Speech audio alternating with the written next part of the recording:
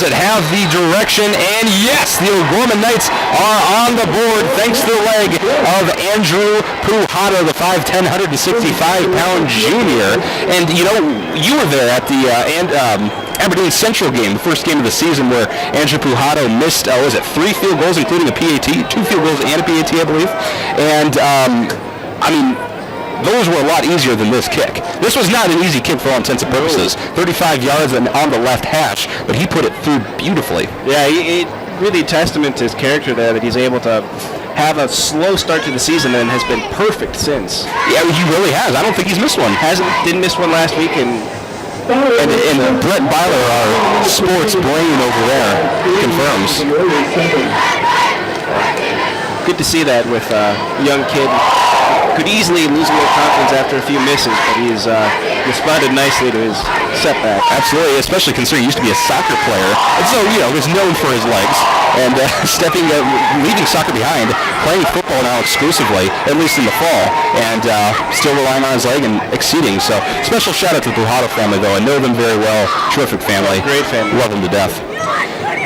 So the O'Gorman Knights will kick it off here. Apologize for some of the language down in the Washington student section. Connor Pavelko, though, kicking things off for the O'Gorman Knights. Back to return are 3 players for the Washington Warriors. We've got Tupac Capella. We also have, number 12, Jed Anderson, and number 13, Shiloh Flanagan. Here's the kick. It goes right into the hands of Jed Anderson. Anderson finds the middle of the field, cuts back inside a little bit, and is brought down at the 24-yard line. Some decent field position there for Washington. And Jaden Johansson, the quarterback for the Warriors, has really driven the ball down quite beautifully. They've had 2 chances to score, converted on a field goal earlier. We're not able to get that one. Obviously have the touchdown so far. Yeah, they've been moving the ball well. Again, O'Gorman is fortunate to be where they are as far as the score. You're totally right. 6:54 on the clock here in the second quarter. Knights on the board, but Warriors leading 7-3. Johansson in shotgun, 1 back, trips right, and 1 receiver to his left. Here's the handoff to Tupac Capella, but he's swallowed up as he approaches the line of scrimmage. He'll be lucky if that's a gain of 1.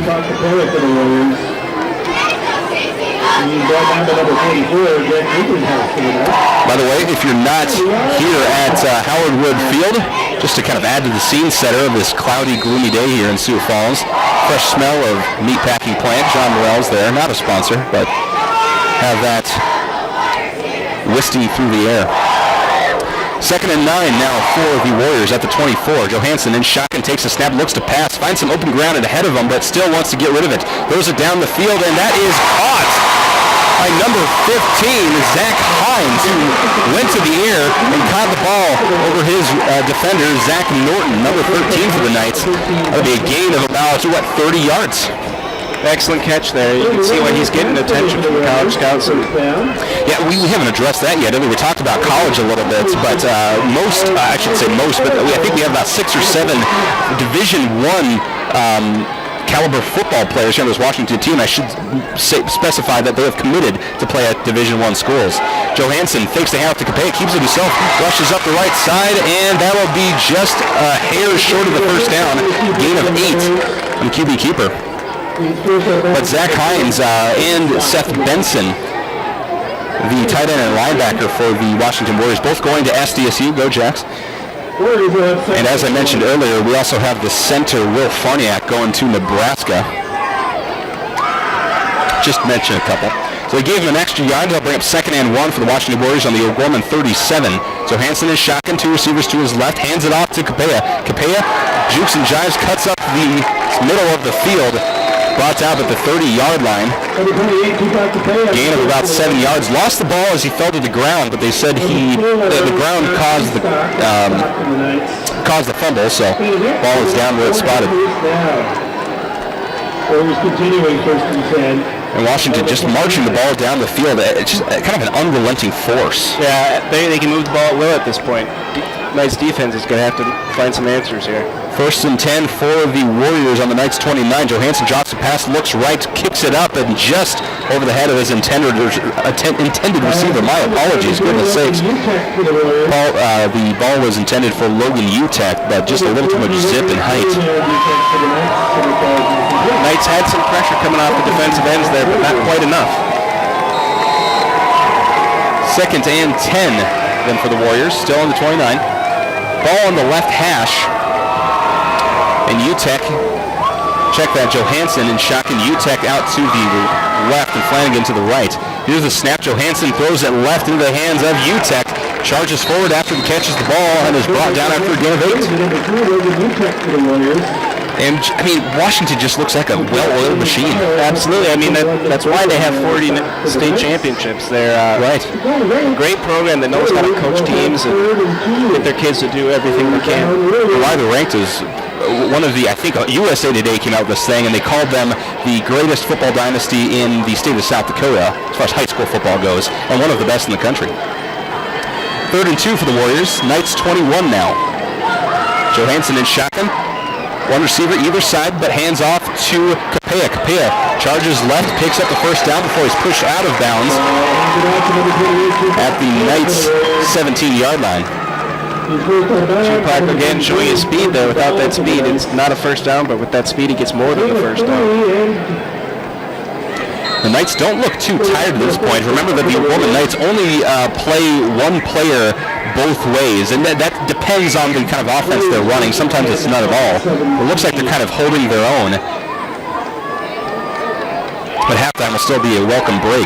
Johansson takes the snap, rolls out right, looks to the right corner of the end zone, and Flanagan, the intended receiver, hit him in the chest as he's kind of fist fighting with Trey Jones, but incomplete pass. Yeah, good battle there between both receiver and defender, and good call by the official there to not throw a flag. I think it was going both ways, so they let it go.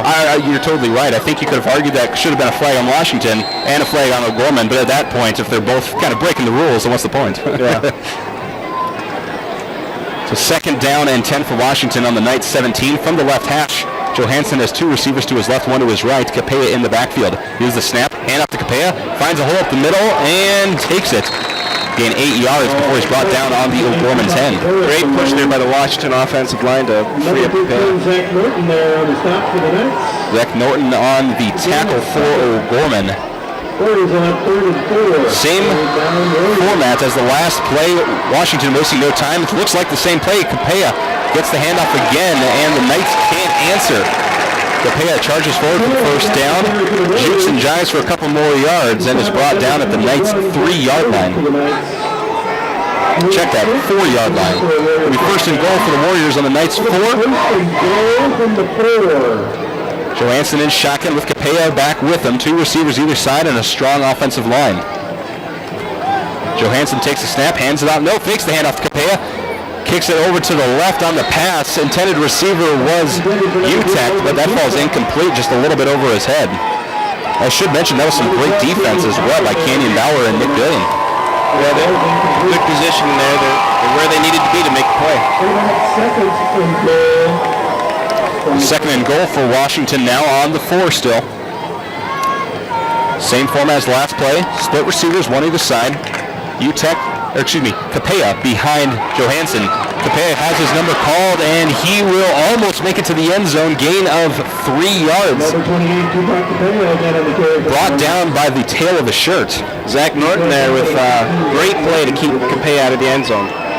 And Washington wants to take a timeout, talk things over before they make their next assault on the O'Gorman end zone. 3:34 left in the second quarter. Washington Warriors leading the O'Gorman Knights 7-3 here in President's Bowl 2017. We'll step aside for 30 seconds. You're listening to O'Gorman Knights football on the Lamb Catholic Radio Network. Market volatility has become a fact of life. What does this mean for your investments? Are you aware of and prepared for the risk volatility possesses to your changing specific holdings or the mix of assets in your account? The Barnes DeMore Group Financial Advisors with Morgan Stanley can give you insights about these and other questions and can also suggest strategies that may help better prepare you for the market's ups and downs. Thaddeus Barnes or Andrew DeMore Financial Advisors are in the Sioux Falls, South Dakota branch at 605-338-6500. That's at the Barnes DeMore Group at 605-338-6500. Investments and services are offered through Morgan Stanley, Smith Barney LLC, member SIPC.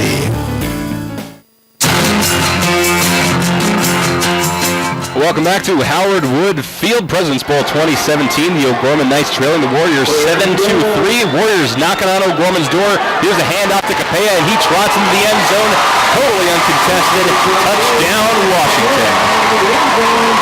Great blocking there. Capella didn't even need his speed to get the score on that one.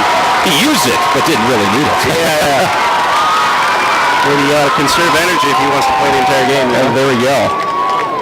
The Warriors extend their lead 13-3 pending the extra points from the part-time kicker, part-time defensive back, Brock Walker. Walker lines up his kick.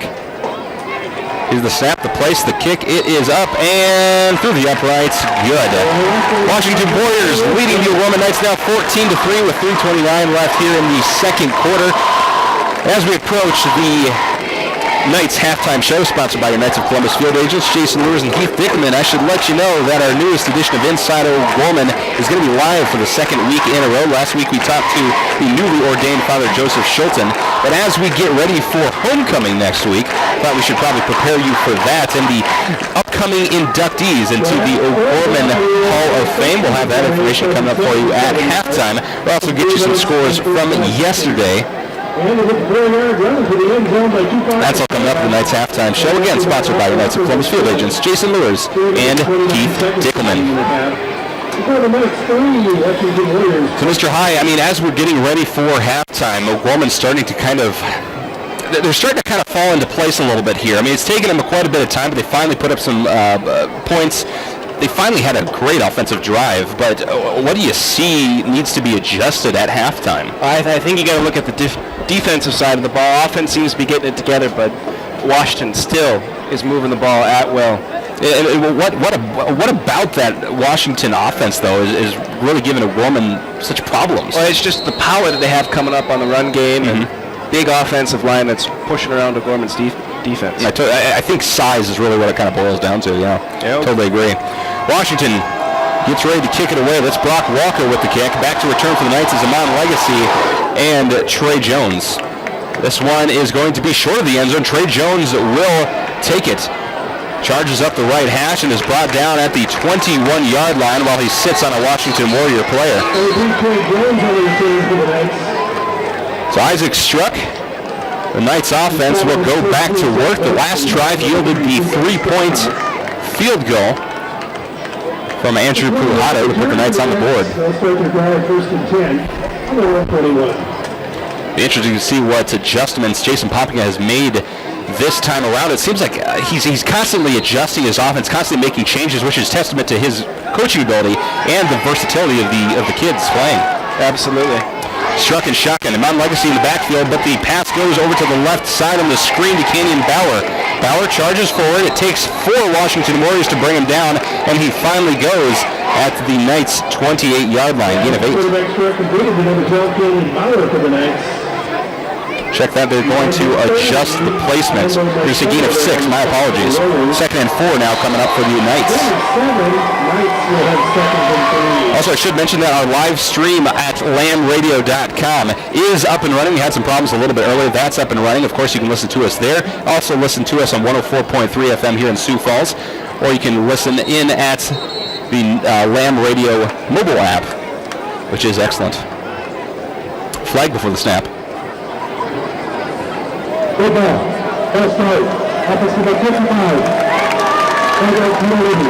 Knights call for the false start. Wiggling a little bit at the line is number 55, Jack Schnetter at right tackle. Bring the ball back to the Knights' 22-yard line, and now 2nd and 9. Isaac Struck and shotgun, 2 backs, 2 receivers to his right on the wide side. He puts Bauer in motion. Here's the snap, drops back to pass. Down the right sideline, wide open, and caught. Running down the right sideline is Max Tibbetts. Max Tibbetts brought out at the 20-yard line, and a sleeper. Where was Max Tibbetts the entire game? They finally brought him in, and he made one heck of a play, and I think besides the catch, did a phenomenal job of shaking off his defender. Oh, absolutely. Just the catch alone was a little difficult.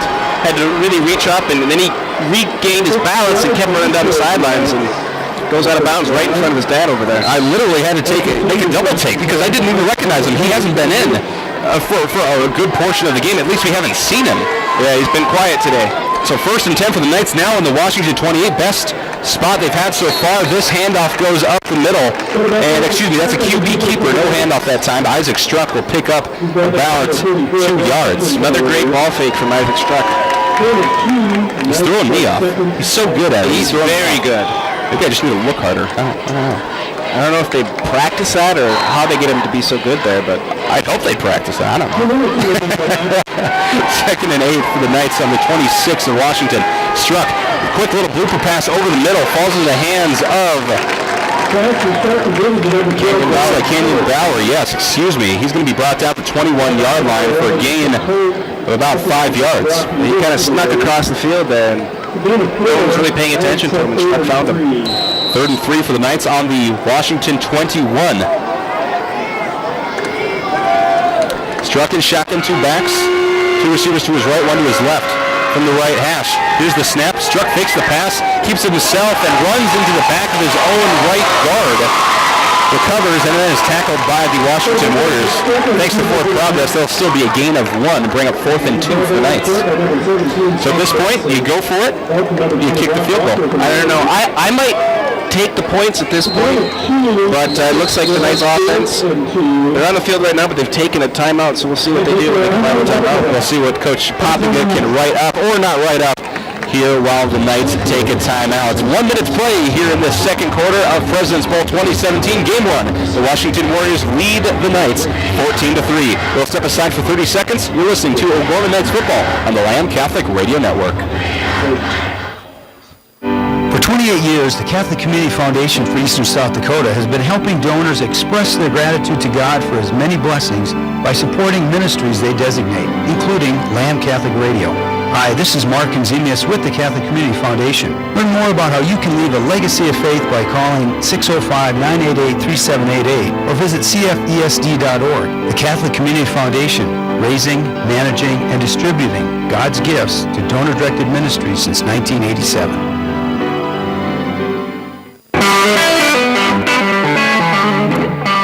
1 minute to play here in the first half of President's Bowl 2017. The Washington Warriors leading the Knights 14-3, but O'Gorman is going to go for it on 4th and 2 on the Washington 20. Struck in shotgun. 2 receivers to his right. Here's a handoff to Amon Legacy. He charges forward, and give him the first down and a couple more yards while you're at it. Great push by the Knights line there. That's exactly what we needed on that play. I think that was the best blocking I've seen from that offensive line all game. Or maybe even all season. They were pushing Washington's defense there. They showed them who's boss. And I think you have to imagine that Washington was expecting a play like that, maybe. Yeah, I don't know. On 4th and short, you usually look for that thing up the middle, but 1st and 10 for the Knights on the 16. Long pass to Max Tibbetts on the left corner of the end zone. He picks it up. He's in the end zone. Touchdown, O'Gorman. great play there. Great route by Tibbetts. Leaps up and makes the catch at the corner of the end zone.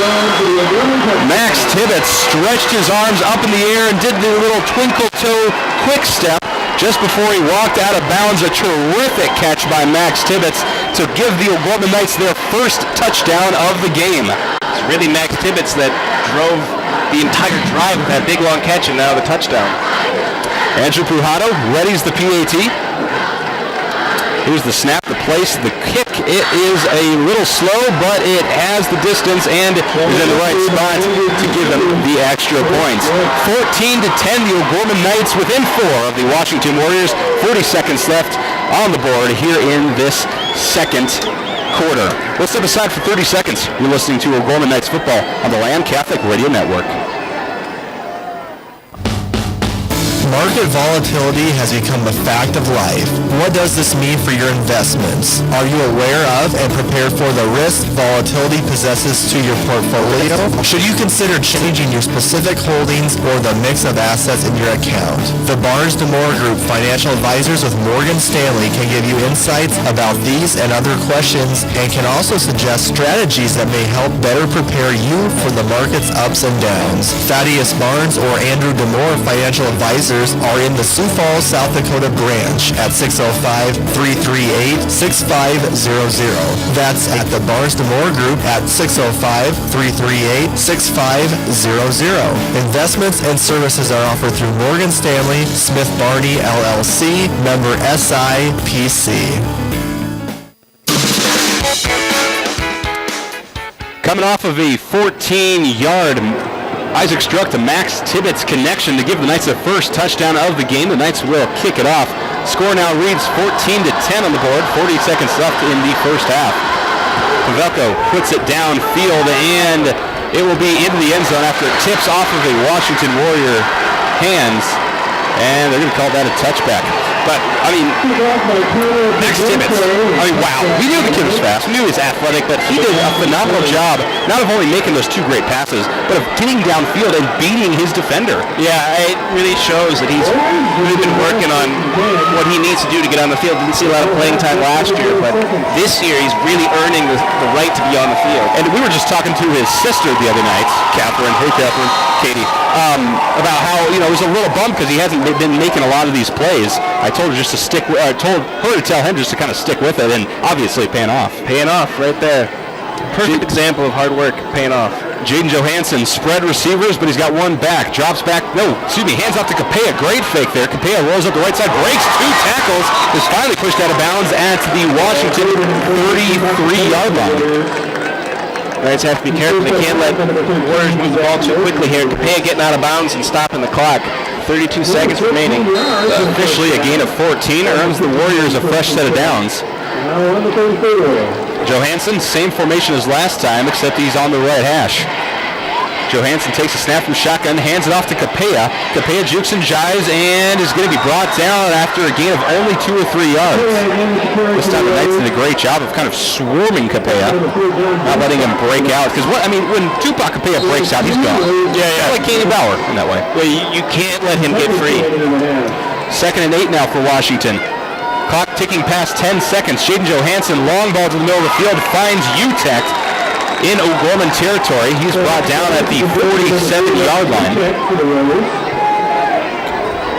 And Washington is going to burn a timeout to stop the clock. 5 seconds on the clock here in the second quarter. Might be a short timeout, but so we will keep it right here. Again, coming up in just a couple minutes, we will have your Knights halftime show, sponsored by your Knights of Columbus field agents, Jason Lewis and Heath Dickelman. In the newest edition of Inside O'Gorman, we're going to talk about homecoming coming up next week. It's always a fun time had by all, especially for alumni and families of O'Gorman High School. And as always, they always induct a few people, O'Gorman graduates or people that have supported O'Gorman High School or the Sioux Falls Catholic schools in the past, induct them into the O'Gorman Hall of Fame, and we'll get you information on who that is coming up at halftime.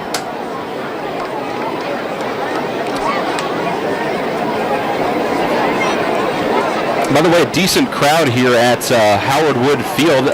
I'd say kind of a mismatch of green and blue in the O'Gorman stands, maybe almost even more blue. I'd say about 50%. 50-50. Student section, though, they got the memo to wear green. There you go. See a couple jerseys in there as well, supporting their friends. All right.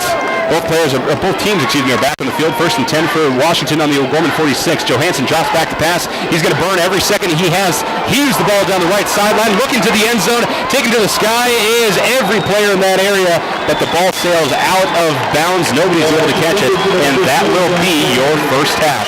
After 1 half of play, the O'Gorman Knights trail the Washington Warriors, but only just 14-10. We're going to step aside. We'll have your Knights halftime show coming right up. You're listening to O'Gorman Knights football on the Lamb Catholic Radio Network. Market volatility has become a fact of life. What does this mean for your investments? Are you aware of and prepared for the risk volatility possesses to your portfolio? Should you consider changing your specific holdings or the at 605-338-6500. That's at are offered through Morgan Stanley, Smith Barney Radio. Hi, this is Mark Enzemius with the Catholic Community Foundation.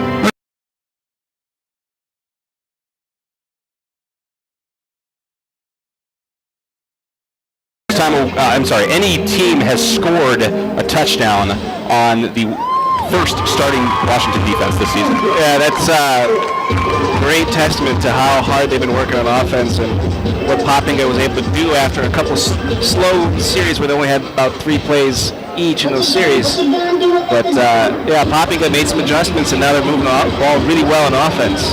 We have to talk about something that I've just kind of noticed and kind of put 2 and 2 together.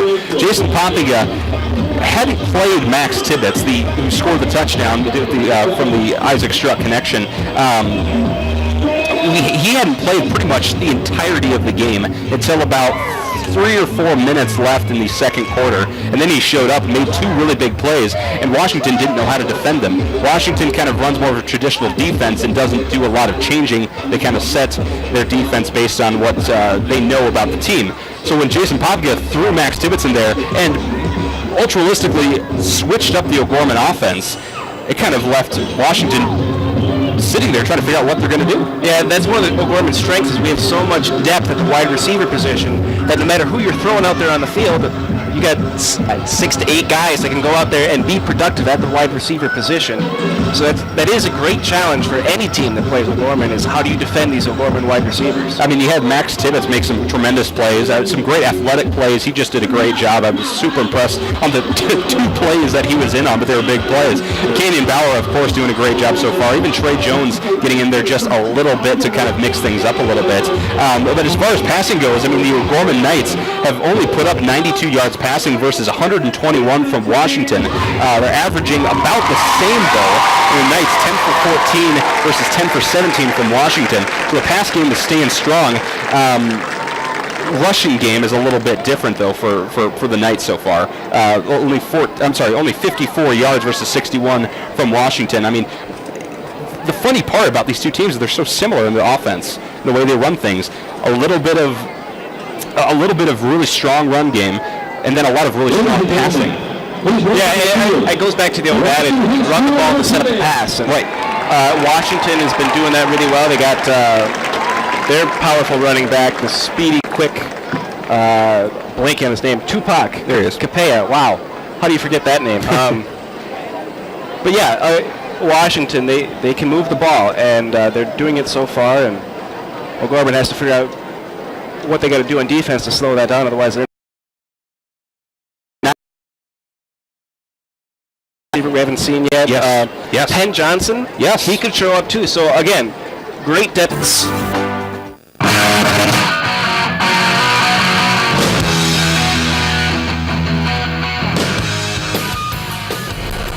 Welcome back to Howard Wood Field and the Knights of Columbus field agents Jason Lewis and Heath Dickelman. Knights halftime show. It's time for Inside O'Gorman. What's going on at the old OG in the Sioux Falls Catholic Schools? And this is brought to you by the Sioux Falls Catholic Schools as well. As you know, homecoming is right around the corner. In fact, it's next week where the O'Gorman Knights will play the Lincoln Patriots, at O'Gorman. 5 o'clock kickoff for that. But there's a lot more stuff going on as well. There's the coronation the night before on Thursday night. There's the pep rally and all the fun stuff that goes on Friday nights. And then, of course, Mr. Alex, you and I both know about the dressing up or down or whatever you want to call it that goes on throughout the entire week. Oh, yes. That's a boatload of fun. I enjoyed it. It was my favorite week in high school was homecoming because you get to wear something different every day, and I always tried to be as creative as possible. I went as the Joker one time. Got up like an hour early to do that makeup and freak some people out during the day. The Heath Ledger Joker. Yeah. Yes. Very good. So, yeah, a lot of fun stuff going on at O'Gorman High School, and something they do every year as part of homecoming is induct several people into the O'Gorman Hall of Fame. These are people that are either O'Gorman graduates, have supported O'Gorman High School, or the Sioux Falls Catholic Schools in their time. And so they have quite a few this year, and we're going to mention every single name here. But they usually have a nice, steady combination of service, athletics, and academic excellence as part of the Sioux Falls Catholic Schools mantra. But let's just run through the names real quick here, run through the people real quick. Steve Mollahan, I should buffer this with if I pronounce names incorrectly, my deepest apologies, but Steve Mollahan, graduate of 1992, played offensive guard for the O'Gorman Knights and middle linebacker to put up a state championship in 1991. He went on to become a preseason All-American for SMSU, and it was named the SMSU Male Athlete of the Year in 1995 and 1996. Pat Moran, 1989 O'Gorman graduate, earned 8 letters while at OG, 2 for basketball and 6 for tennis. Not easy to do, by the way. I only earned like 3 or something. 3 more than I had. All right, well, you did fine arts, Mr. I. I did. We don't have letters for fine arts for some reason. I think there is a way, but it's like really hard, and no one ever pays attention enough to hand them out. That's all right. And then Carmen Morrison, a 2000 O'Gorman graduate. She began playing at the O'Gorman varsity basketball and golf teams in 8th grade and earned 10 varsity letters as well. And she also received the Margaret Lynch Award for Best Exemplifying the Ideals of O'Gorman Athletic Department that is named after the mother of O'Gorman teacher Rick Lynch. Well, there we go. Very cool. The Egan family is also going to be inducted into the O'Gorman Hall of Fame for athletic excellence, and I can't really break this down without reading too much of it, but 7 of 8 children of the Tom and Mary Ann Egan family, Mike, 1974 graduate, Debbie, 1975, Susan, 76, John, 77, Mary T. in 78, Sarah in 1981, and Jane in 1987 all participated on the O'Gorman golf teams between the years of 1971 and 1987 and found great success, including 5 state titles. 4 of the siblings went on to play collegiate golf. A tremendous golf dynasty really in the Egan family, and as a whole, the family will be inducted into the O'Gorman Hall of Fame for athletics. Now for excellence in service, Ann Elkcher Doyle, 1970 graduate. She was interested in public service and social justice ever since she could remember. Graduated from USD with a Bachelor of Science in Sociology and Social Work, and worked for local and state governments to improve programs for the elderly, juvenile justice, and statewide court system. You're a 1970 graduate, by the way. Now, excellence in academics, Dave Winker, a 1972 O'Gorman graduate, earned his Bachelor in Physics at the University of Minnesota, attended the University of Arizona Tucson, receiving a PhD in Tucson, receiving a PhD in optical physics based on research conducted under a joint arrangement, and did some fantastic stuff there as well. He also received a medal from NASA for exceptional achievement. That is impressive. That is pretty cool right there. Yeah, lots of information on his scientific endeavors there. We're trying to break this stuff down as quickly, as short as possible, but we also have to talk about Mr. Patrick M. Gustav, a 1970 graduate, for service as well. Lived a life of service to his family, church, and community. He has quite the bio, but he's volunteered on both the Dakota Bowl and Extravaganza committees. He's really done a lot to support the O'Gorman community in general, and I should say the Sioux Falls Catholic Schools as well. If you want to read these full bios, you can go online to O'Gorman's website. They're going to have the inductees in there. You can read the full bios and learn a little something about the 2017 O'Gorman Hall of Fame inductees that will officially be inducted next week at homecoming. So that's what we have for Inside O'Gorman. Again, brought to you by the Sioux Falls Catholic Schools. Their 6 elementary schools, junior high and high school, exemplify gospel values and strong student achievement and community service. Each and every school is dedicated to the mission of forming a community of faith and learning by promoting a Catholic way of life through gospel values and academic excellence. We thank the Sioux Falls Catholic Schools for this partnership with Lamb Catholic Radio and their support of O'Gorman Knights athletics. We're going to step aside. When we come back, we'll have a quick scoreboard update, a look ahead at the second half, and of course, the second half of play in President's Bowl 2017, where the O'Gorman Knights trail the Washington Warriors 14-10. That's coming up on the Knights Halftime Show on the Lamb Catholic Radio Network. So you're trying to decide what preschool or kindergarten is best for your child? At Sioux Falls Catholic Schools, you'll know you've brought them to the right place. They'll get lots of one-on-one attention, discover new things, and grow in their faith. Your child will get the support and encouragement they need with an education that stands apart from the rest. Our schools will help you make lifelong friendships and become part of our community. Because when you're here, you're home. You belong at Sioux Falls Catholic Schools.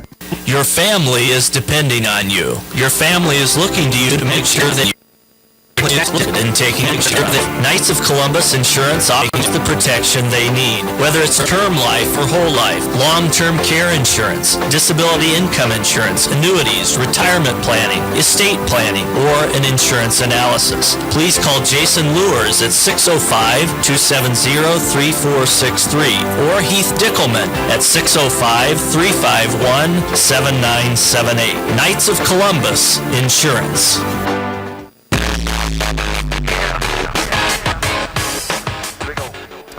Welcome back to the Knights Halftime Show, sponsored by our Knights of Columbus field agents, Jason Lures and Heath Dickelman. I've personally been enjoying the program that's been put on by the Washington Marching Band. I'm not sure exactly what the theme is, Cinderella or something. Maybe I'm getting nods of the head. It's something Cinderella. Very cool, though. A lot of dancing and all that kind of good stuff. Part of the fun here at President's Bowl, a celebration of the high schools, the presidential high schools, I suppose, here in Sioux Falls.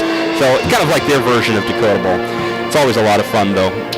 All right, so let's take a look at some of the games in AA football that occurred last night. A lot of them, but Brandon Valley defeated Aberdeen Central 41-0. Brookings defeated Spearfish 24-0, and Mitchell defeated Yankton 33-21. And of course, coming up after this game, as we continue on with President's Bowl, the Roosevelt Rough Riders will take on the Lincoln Patriots for Game 2 of the President's Bowl. We will not be broadcasting that here, but I know there are some excellent stations throughout the Sioux Falls area that will be broadcasting that game, including Roosevelt Student Radio.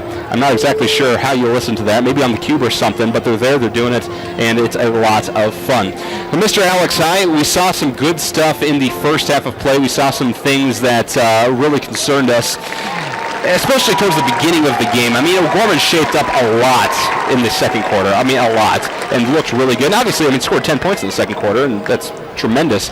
I mean, what adjustments could you possibly make at halftime? I mean, I know Poppy kind of has this system and rotating different players in and out and changing things and keeping Washington on their toes, but what adjustments do you think he'll make right away against the Warriors? I think you got to look at the defensive side of the ball and what are they going to do to stop that offensive line from pushing them around. And I'm not exactly sure how you go about doing that, but when you've got that big of an offensive line, all the size they have in each position, like what are the tricky things you can do with your rush schemes and blitzing you can do to get them on their toes and try to guess what's coming at them. Now, Mr. Byler, you just picked up a microphone. Is that the microphone that's doing our crowd? Talking to that one. Oh, no, okay. That's this one. Try that one. There we go. All right. Picked up the microphone. Hey, first off, thanks for running the stream for us. I know it's kind of been up and down and whatnot. Trying to get a new computer configured here. But your thoughts? Well, I think O'Gorman liked to run the ball a little bit better in the second half. I know Coach Poppy had talked to me Wednesday, thought they could run the ball, especially up the middle, Michael, better.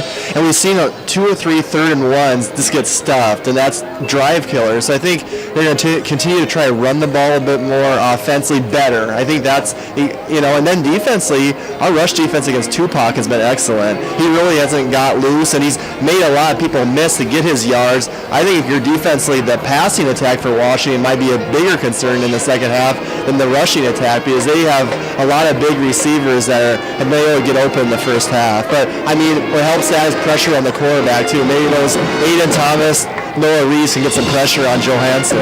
And what's really interesting, guys, about O'Gorman versus Washington is that you look at the Washington defensive line. You've got Peyton Newsma, 6'1", 245. You've got at the end, You've got Jack Wilson at nose tackle, 6'2", 275-pound senior. At the other end, you've got 25 Adam Derland, a 6'2", 245 junior.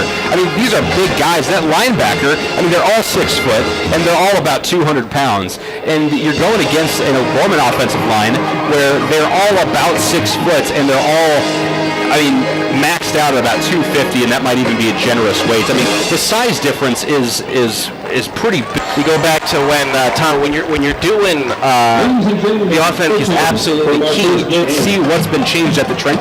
That alone can spur something that you wouldn't expect. You get an opposing team that'll say, "Oh gosh, they give up," and they get frustrated by the fact that O'Gorman is like still in the game, still trying. Mentally tough. And we saw it against Harrisburg. Oh, absolutely. And one thing I noticed too, Michael, on that last scoring drive, the offense was going a lot faster. More no-huddle, more quick to pace because those big guys on line, you can't make as many substitutions if you're going quicker. So it'll be interesting to see if Poppy keeps that offense going maybe a quicker pace in the second half. Yeah, so you're thinking maybe a faster offense, a different offense, and by that I mean different players and maybe changing up the way they maybe the way they make their cuts, maybe the way they call their plays. I don't know. They're just changing up their offense in general. Combination of that to keep Washington on their toes.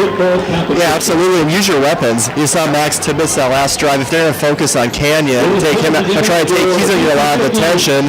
These guys like Tibbetts, Caton, I mean, all your Witry, use all your weapons. Oklahoma has a lot of them.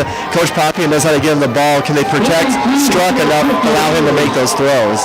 And that's going to be probably one of the biggest keys. I think the offensive line for the Knights is going to have their work cut out for them in the second half because now Washington knows that the Knights can pass. They know that they have a lot of weapons on this offense. And really, when you're trying to shut down a passing offense like that, you go for the head, you go for the quarterback, right? You put the pressure on the line to make the quarterback make a split decision like we saw in the first quarter where Isaac Struck just kind of threw up the ball to avoid a sack, caused an interception. They're going to try to focus on that. They're going to try to do that more in the rest of this game just to force O'Gorman to run the ball. Yeah, any sort of pressure that Washington can get on Struck to get him uncomfortable. Like that's what you want to do. You want to make the quarterback uncomfortable so he's not thinking clearly, not making the right decisions. Absolutely. And by the way, this is an extended analysis because the marching band for Washington Warriors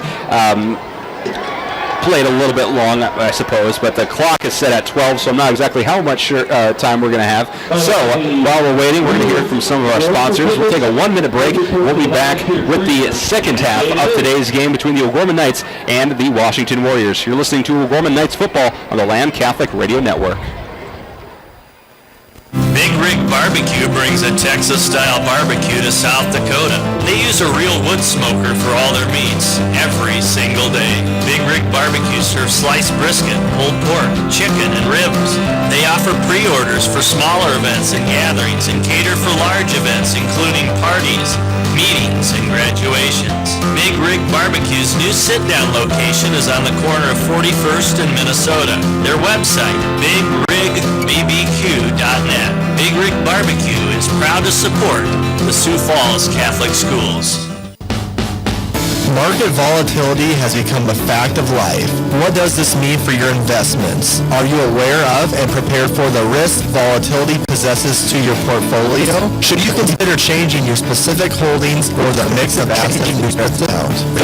The Morgan Group Financial Advisors with Morgan Stanley can give you insights about these and other questions and can also suggest strategies that may help better prepare you for the market's ups and downs. Thaddeus Barnes or Andrew DeMore Financial Advisors are in the Sioux Falls, South Dakota branch at 605-338-6500. That's at the Barnes DeMore Group at 605-338-6500. Investments and services are offered through Morgan Stanley, Smith Barney LLC, member SIPC.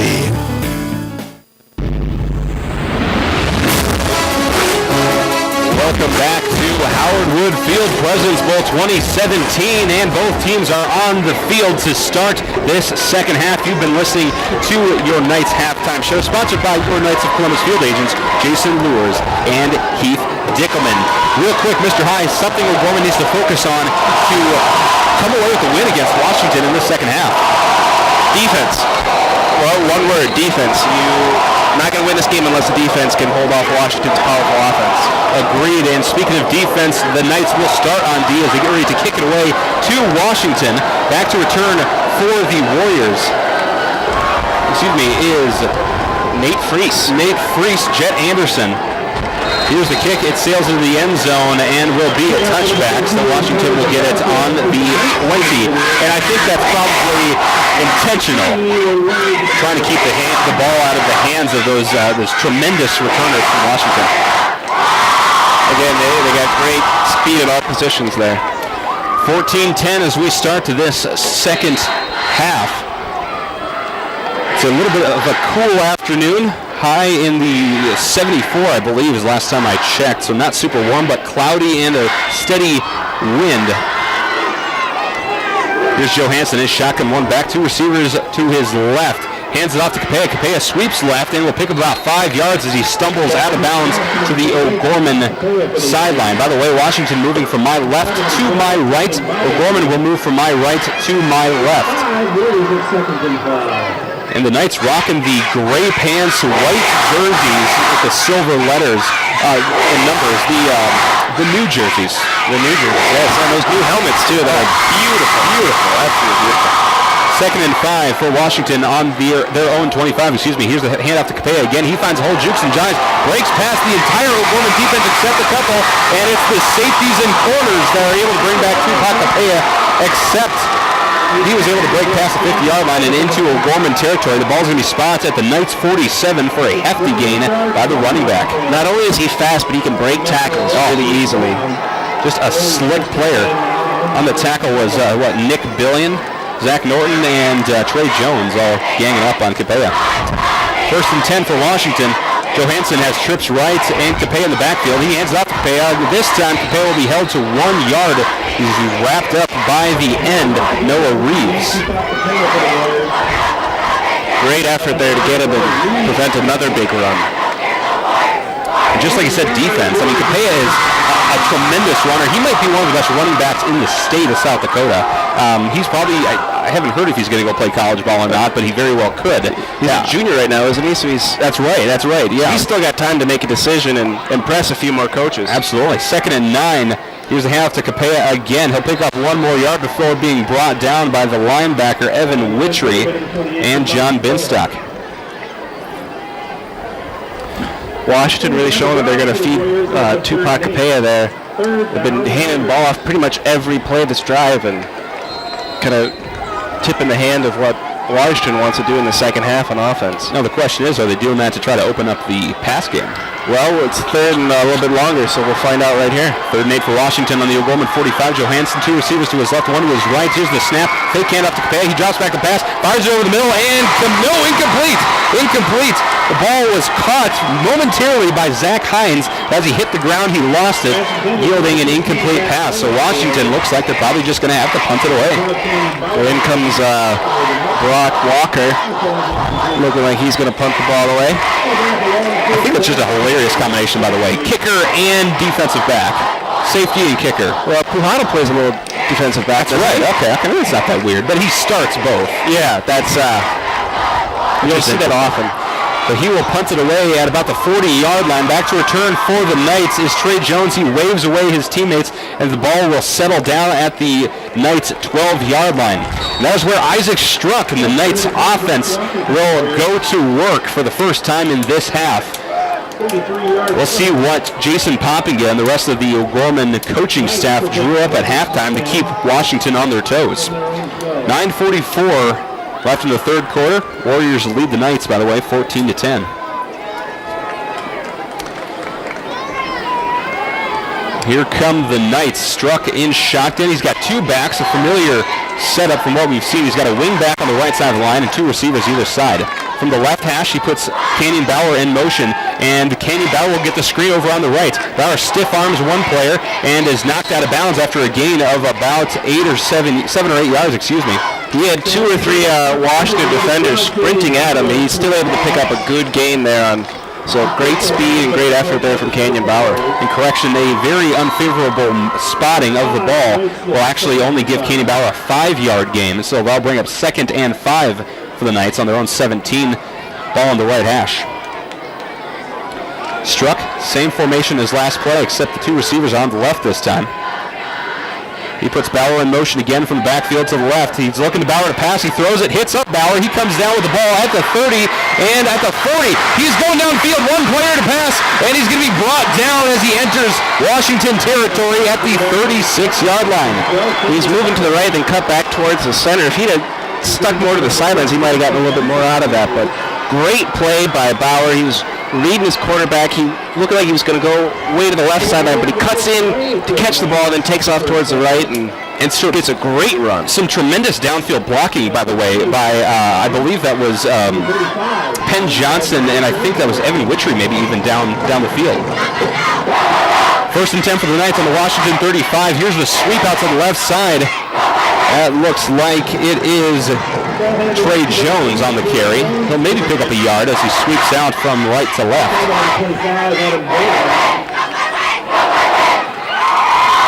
They'll give him a generous spot this time. We'll bring up 2nd and 8 for the Knights on Washington 33. And talk about a great momentum booster for the Knights, contesting the end zone this early in the third quarter. Absolutely. Here's Struck. In shotgun, hands it off. No, keeps himself and is absolutely clobbered in the backfield. And a late flag coming in after Struck hits the ground. A couple of Gorman players are clapping. This might be unnecessary. I saw a personal foul signal from the ref, and maybe they went after the head. We will wait for the official call here. It could be a tremendous... So what would have been an amazing play for the Washington Warriors is now going to be an O'Gorman Knights first down and a gain of 15 yards. It would have been a loss of, 6, 7 yards? Something like that. That is a big break for the Knights there. Face mess there on Brock Wolf. So first and 10 for the Knights from the Washington 24 now. Struck in shotgun, 2 receivers either side. Steps back to pass, fires it into the right corner of the end zone to Max Tibbetts. And Tibbetts can't quite get there in time as the ball falls incomplete. A little too much onion on that one. Hey, that's my line. It's a good expression. Let's make it become a thing. All right. Full expression is too much onion and not enough mustard. It's a sandwich thing. Food's delicious. The incomplete pass yields 2nd and 10 for the Knights. Still on the 24. They're going to make a couple substitutions. Penn Johnson will come out.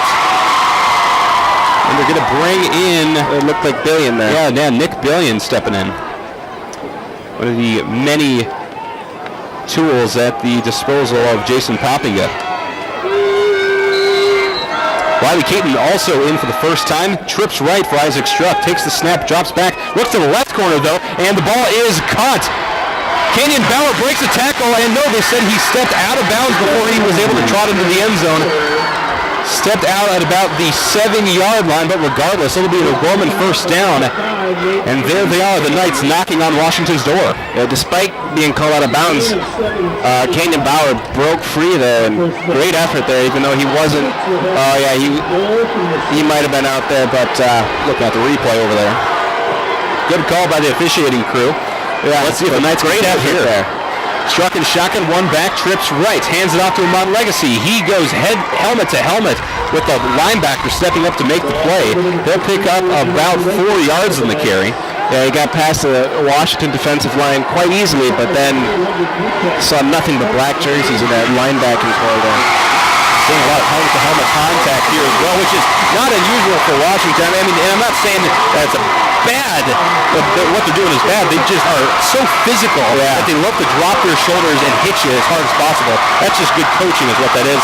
Still got to protect the noggin a little bit, though. 2nd and goal for the Knights from the 4. Struck looks to pass, drops back, rolls out right now. Puts a little blooper over the middle. It's intercepted.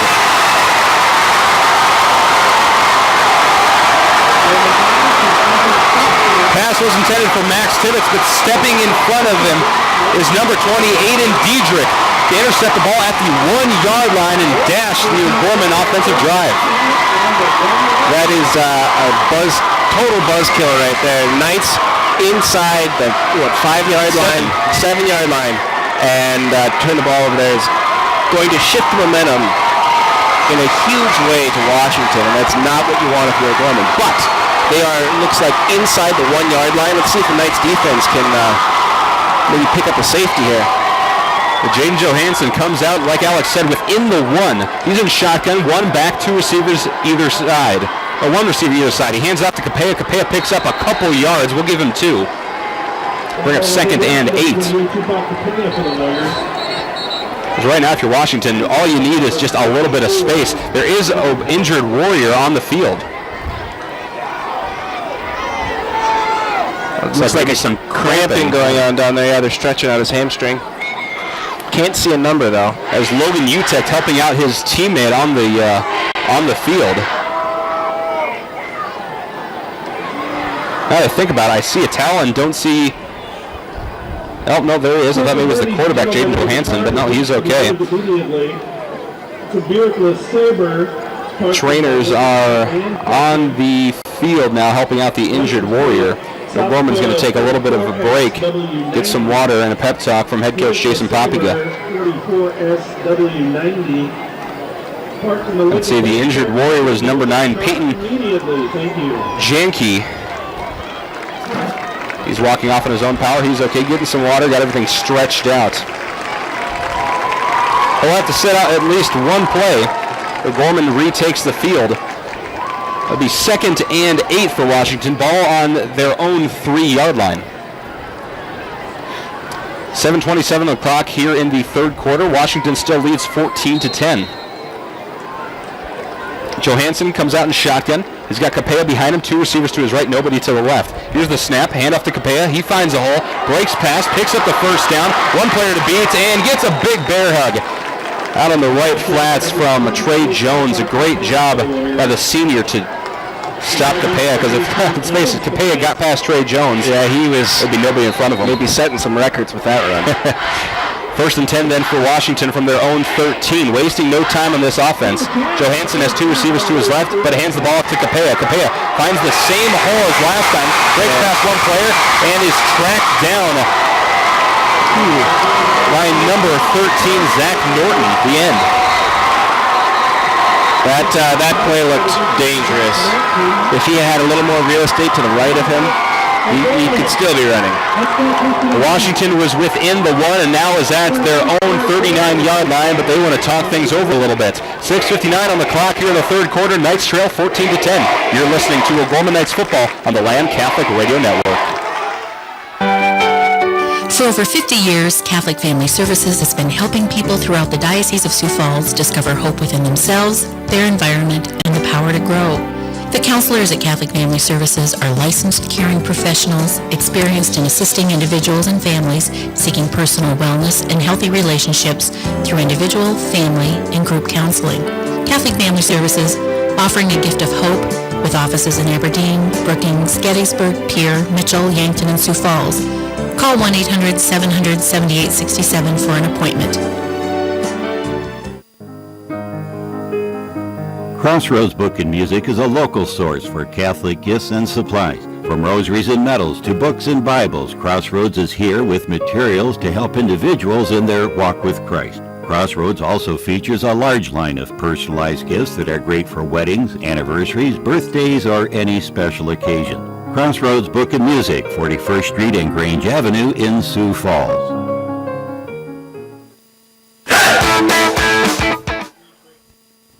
Welcome back to the President's Bowl 2017. The O'Gorman Knights trailing Washington 14-10, 6:35 on the clock. And while we were at the break, Tupac Capella picking up 8 more yards for the Washington Warriors, now on their own 47, 2nd and 2. Here's the handoff to Capella again, getting his reps. He's going to be brought down after he breaks a couple of tackles. A nice stiff arm. But John Binstock was able able to kind of wrangle him in with that stiff arm, brought him down right at the 50-yard line. That'll be a fresh set of downs for the Warriors. Again, Tupac Capella doing what he wants out there. A 1st and 10 for the Warriors, right on the 50. On the left hash, though. Johansson has 2 receivers to his right. Capella in the backfield. Hands it off to Capella. He finds a hole to the right side of the center and will pick up 5 yards on the carry.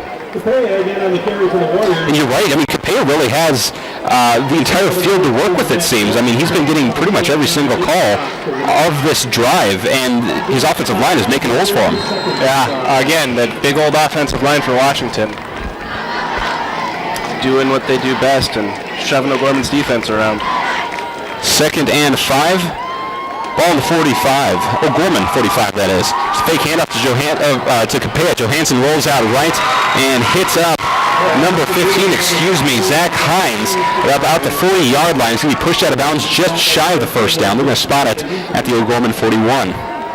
And that's what happens when you've got great rushing attack. You can do a fake like that and have O'Gorman's defense bite. 3rd and 1 now for the Warriors. Johansson, 2 receivers over on the right on the short side. He hands off to Capella, and that's the direction he goes as well. He's going to be hit at the line of scrimmage, but spins around and picks up 2 yards to give the Washington Warriors a first down. Not a bad defensive play for the Knights, but Tupac Capella gets 2 yards, which is more than what he needed, so first down for Washington. Ball on the Knights 39 over on the right hash. Washington taking a little bit of time here as they break their huddle. 5 minutes on the board here in the third quarter. Johansson talking to his wide receivers a little bit, bringing one in from the right. He's got 2 receivers spread out to his left. He's got Capella in the backfield. Here's the snap. Fake handoff to Capella. Kicks it over the top and finds, again, Zach Hines. Hines will pick up a first down and a couple more yards. Gain of 12.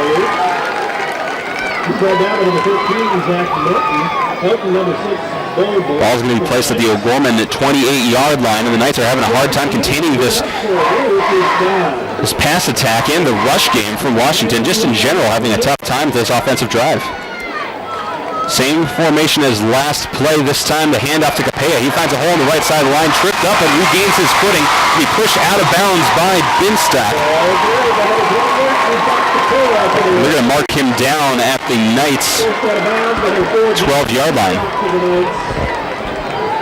Check that. They're pushing back one more at the 13.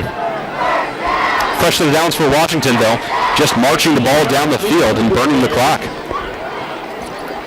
Roosevelt fans have stepped into the stadium, as have the Patriot fans for the next game after this. Here's a handoff to Capella. He bounces off the center, rolls around to the left side, spin move, falls down, but picks up 2-3 yards. Yeah, even when O'Gorman swarms him, he still is able to pick up a good gain there. You know, he's such a fast player. He can break tackles with ease, you know. I mean, he's a small guy. He's only 5'9", like we talked about earlier. But his quickness is just uncanny. It's just tremendous. O'Gorman wants to take a timeout. 14-10. Knights trail Washington Warriors in President's Bowl 2017. 4 minutes to play here in the third quarter. We'll step aside for 30 seconds. You're listening to O'Gorman Knights football on the Lamb Catholic Radio Network. Jardine Construction is a general contractor of custom homes, remodeling, and commercial construction. They were founded in Humboldt, South Dakota. Jardine Construction works in close cooperation with project owners and customers when developing a plan for a building or home. Jardine Construction has lots available in Sioux Falls, Hartford, and Humboldt. John can be reached at 605-231-0830 and Tom at 605-261-6174.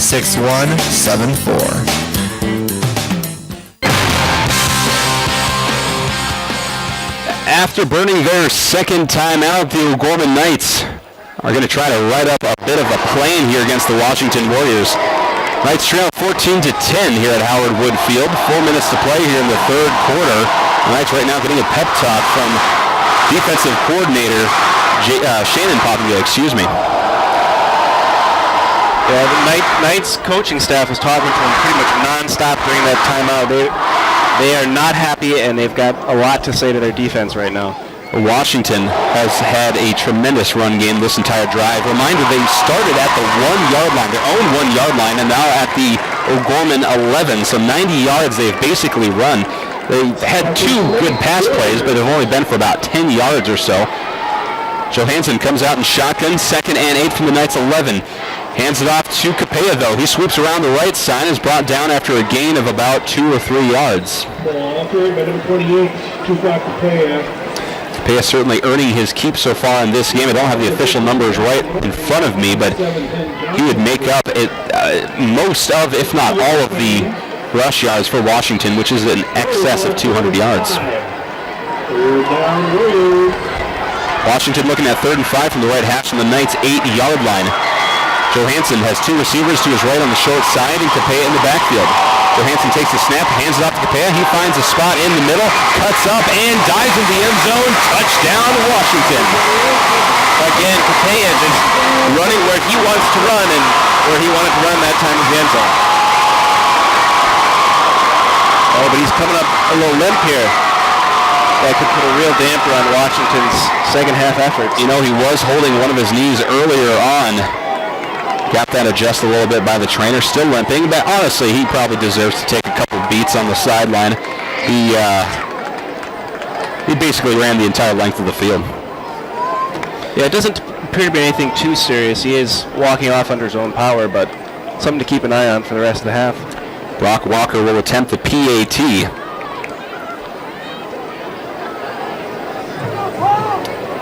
Here's the snap, the place, the kick, and it is up little right, but it is still through the uprights. Washington Warriors extend their lead 21-10 over the O'Gorman Knights, 3:23 in the third quarter. We'll step aside for 30 seconds. You're listening to O'Gorman Knights football on the Lamb Catholic Radio Network. Barnett Vision Clinic in Sioux Falls has a selection of designer frames in all styles, sizes, and colors. They accept most vision insurance plans, including Medicaid and Medicare.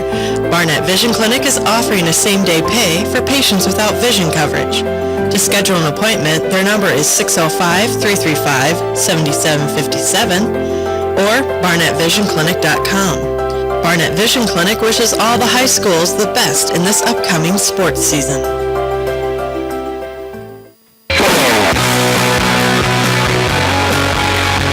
Welcome back to Howard Wood Field, President's Bowl 2017, Game 1 of the day. Washington Warriors leading the O'Gorman Knights 21-10 with 3:23 on the clock here in the third quarter after the Tupac Capella rush. 11 yards to put, for 8 yards to extend the Washington Warriors lead over the O'Gorman Knights, a battle that has just been raging on. The Knights have struggled a little bit. They've had some success on offense. Defense has struggled a little bit more, but they've done a good job of capitalizing on some Washington mistakes. They just have to kind of bring it now on offense. Yeah, again, a big momentum shift here with that interception and now a touchdown for Washington. So here's the kickoff. It is low and slow. It's going to be picked up by Trey Jones. He muffs it, but recovers. Pushes over Amon Legacy, and he's going to be brought down at the 15-yard line. By his shoestrings, he was close to getting a good-sized return there, but Knights were going to have to take over at the 15. Not ideal field position there.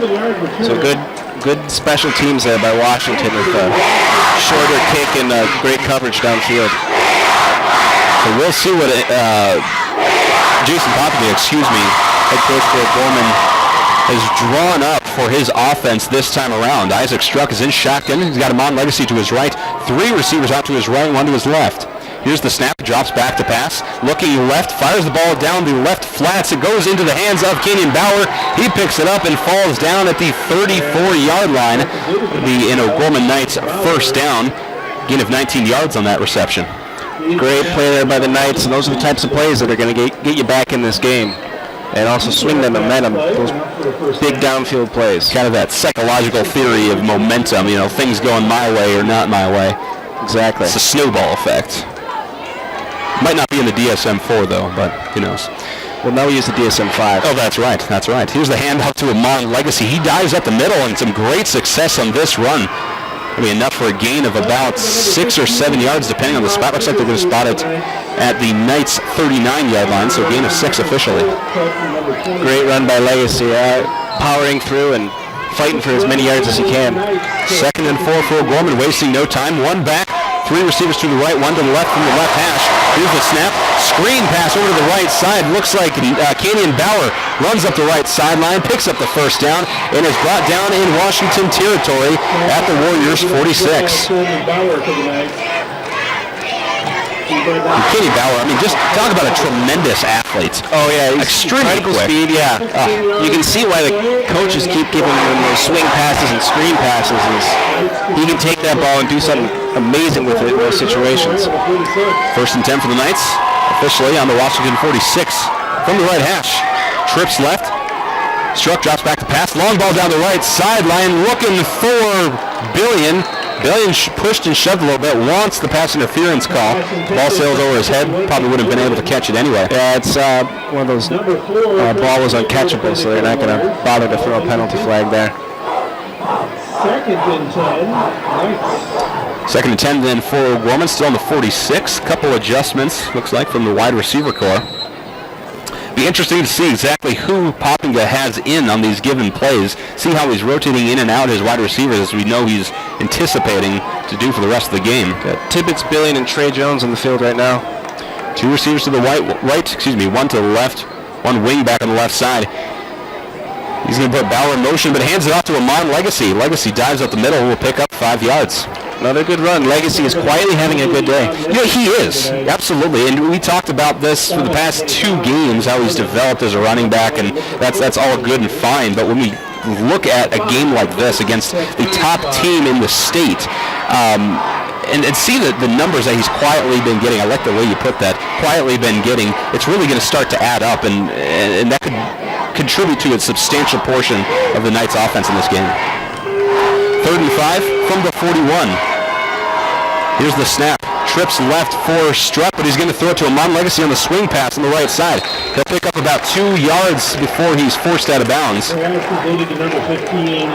spot the ball on the Warriors' 40-yard line, so the Knights will be looking at a 4th down and a 4 attempt. And I think they're probably going to go for it. Yeah, I think you got to at this point. You're down by 11. Washington kind of has the momentum right now, so first down here could be huge. And a minute 20 left in the 3rd quarter, by the way. They are going to go for it. Indeed, 2 receivers to the left, 1 to the right. Amon Legacy in the backfield. Here's a snap, handoff to Legacy. Fake handoff to Legacy. He was tackled, but Isaac Struck kept it. Swung around the left side of the line and picked up the first down for O'Gorman. Wow, I was completely fooled on that play. I didn't realize until you said anything, but wow, great fake there by Struck. I completely thought the Warriors had Legacy in the backfield there, but Struck snuck out of there and picked up the first down. I mean, yes, I am sometimes easily fooled, but that was about as good of a fake as you can get. 1st and 10 now for the Knights from the 34, Washington 34 that is, and a flag on the field, and offensive line flinching a little bit. They know it, and they're walking backwards. Offense number 55. Jack Schnetter there. It's not the first time he's been called on something like that, I believe. I think that's the 2nd time this season he's had that called over on the right tackle position. So 1st and 15 now. Rushes to the line, almost caught Washington there. Struck in shotgun, hands it off to Legacy. Legacy dives at the middle, but going nowhere. He's swirled round and round and thrown to the ground. Thanks to forward progress, they'll keep that to a loss of 2. We'll bring up 2nd and 17 for Gorman now on the Warriors' 42-yard line. Knights will have 2nd and 18. Correction, 2nd and 18.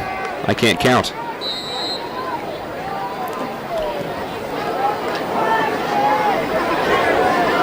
Struck comes out with a running back on either side, a wing back over on the right, and 2 receivers spread out.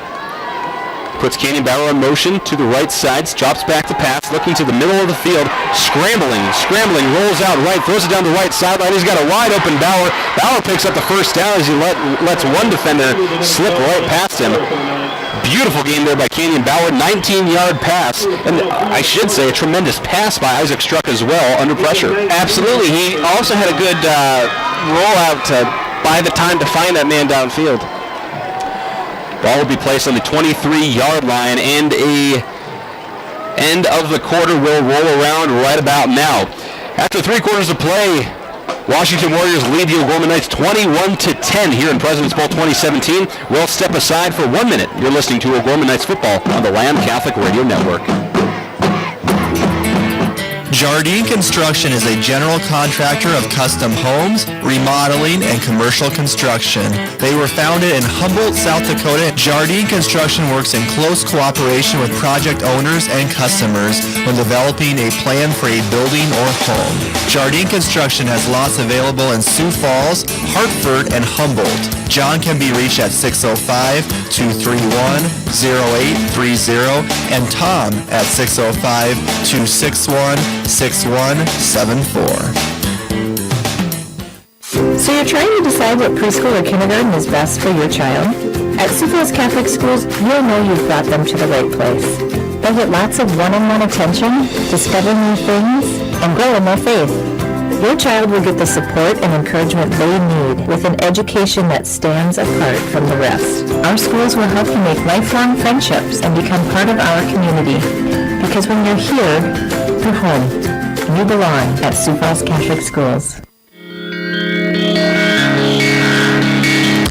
Started the fourth quarter here in President's Bowl 2017. The Knights trail Washington Warriors 21-10. Knights looking at 1st and 10 from the Washington 23. Swing pass to Amon Legacy right side is going to go for negative yards. A loss of about 3 as the play just kind of fell apart there. Yeah, tremendous effort though by Amon Legacy to minimize the damage there. He could have lost a lot more out of that play. By the way, you're listening to Lamb Catholic Radio, KSTJ LP 104.3 FM, Juan Diego Catholic Radio in Sioux Falls, KSTJ 91.3 FM in Hartford, Madison, Mitchell, and Yankton, and online at lambradio.com. 2nd and 13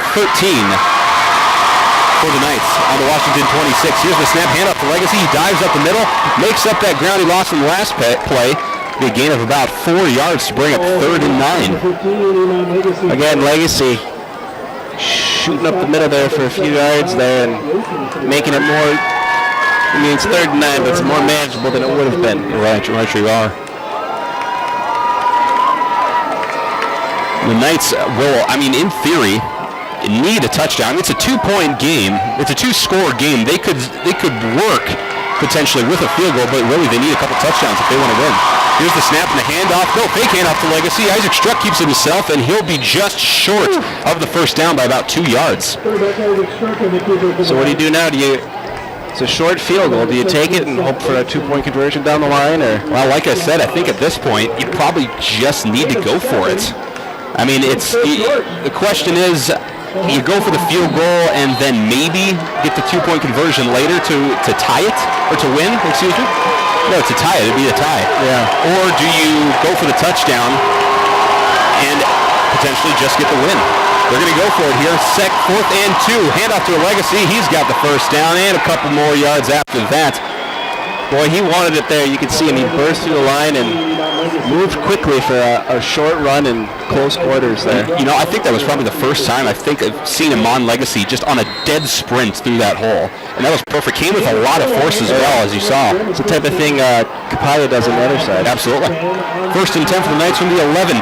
Pass over to the right corner. It is caught and touchdown O'Gorman. Max Tibbetts again. Isaac Struck connects with Matt Tibbetts in the right corner of the end zone. Like you said, again, same exact kind of play that we saw earlier to bring things a little bit closer, more manageable for the Knights. 21-16, pending the extra points. Max Tibbetts, I tell you what, a great asset to have in this O'Gorman squad, which is generally not all that tall. But you've got Max Tibbetts, who is, he's listed at 6'4". 6'4", and he's probably about that. Here's the PAT, and it is good. So the O'Gorman Knights tighten things up and are within 4 of the Washington Warriors yet again, 21-17 with 9:54 on the clock here in the 4th quarter. We'll step aside for 30 seconds. You're listening to O'Gorman Knights football on the Lamb Catholic Radio Network. Barnett Vision Clinic in Sioux Falls has a selection of designer frames in all styles, sizes, and colors. They accept most vision insurance plans, including Medicaid and Medicare. Barnett Vision Clinic is offering a same-day pay for patients without vision coverage. To schedule an appointment, their number is 605-335-7757 or barnettvisionclinic.com. Barnett Vision Clinic wishes all the high schools the best in this upcoming sports season.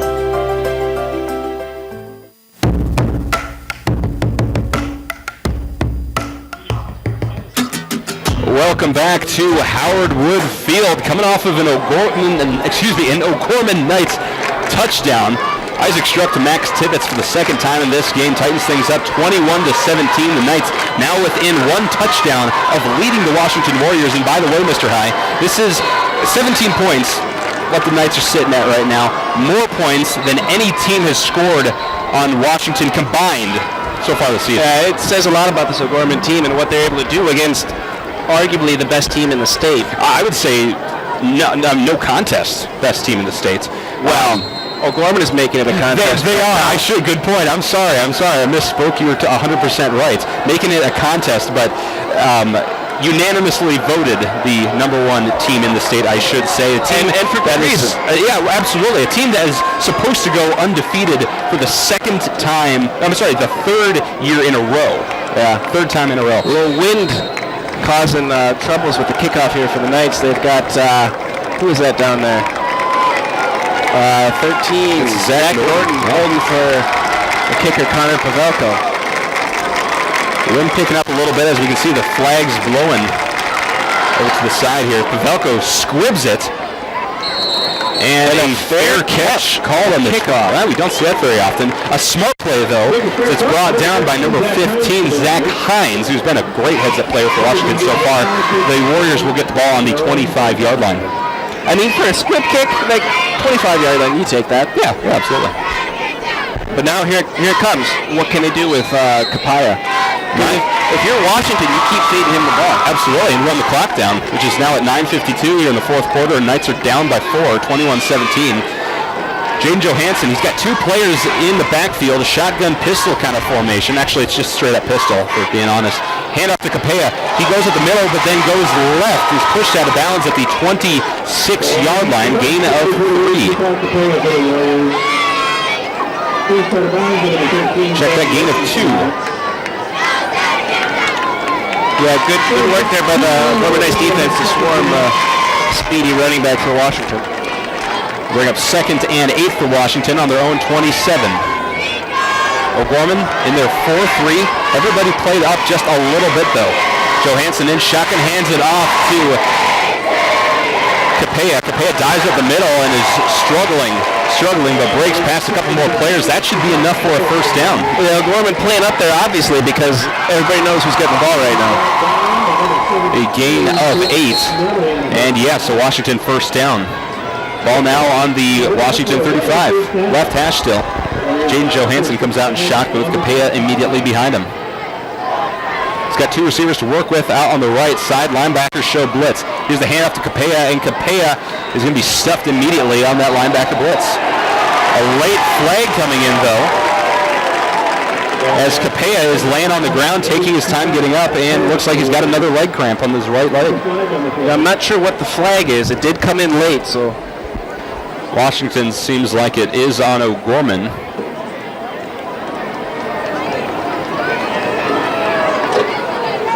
Number play is over. This is a foul. Right hit. 50 of the defense. 50-yard penalty. Late hit there by that's Aiden Thomas, the defensive end.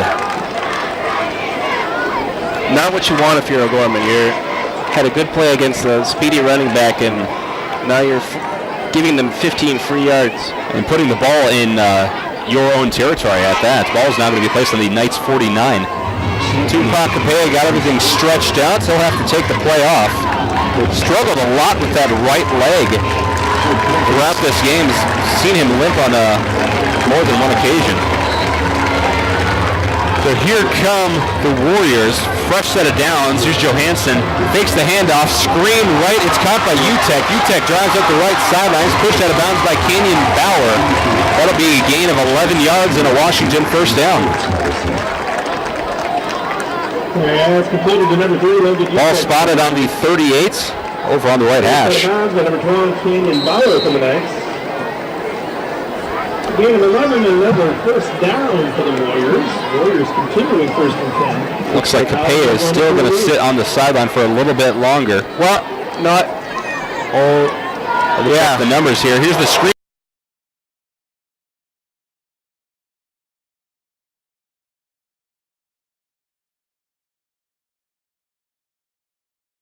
Side, it is tipped and almost intercepted by O'Gorman. The screen was intended for Logan Utek, but Shiloh Flanagan and a couple of O'Gorman defensive players all collided at the same time, and it tipped away. Yeah, that second string running back for Washington is number 29, so a very similar number to Kapaya there, so Kapaya is still not in the game yet. So if you're watching at home, just know that. By the way, Andrew Pujato, the kicker, is in, playing defensive back on the right side. Corner lined up against Flanagan there for Washington. 2nd and 10 for Washington. Here's the snap and the handoff. Gain of, well, maybe 1 yard on that one by Zaki Ledoux. Good effort, though, from Penn Johnson to get in there and take down the runner. Ledoux, certainly a lot less speed than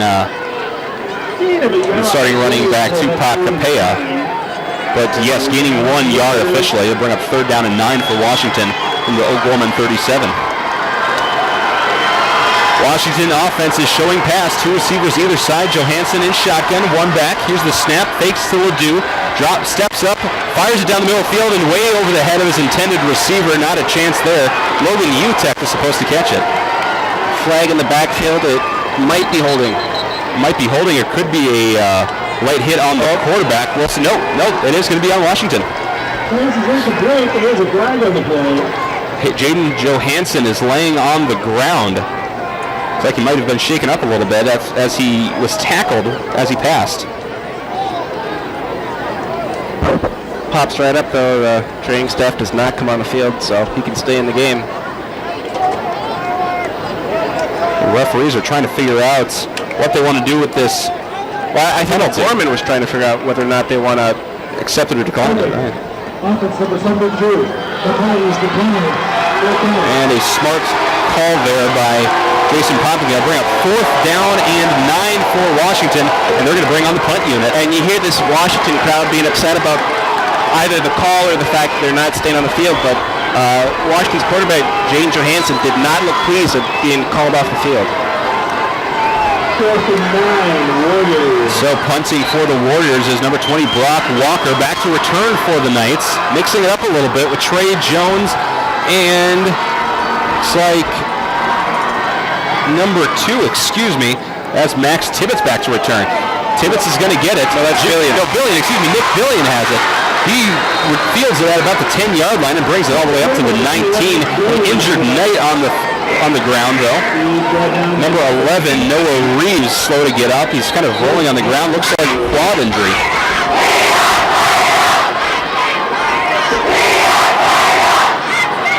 Yeah, I can't tell if he's cramping or if that's just a leg injury of some sort.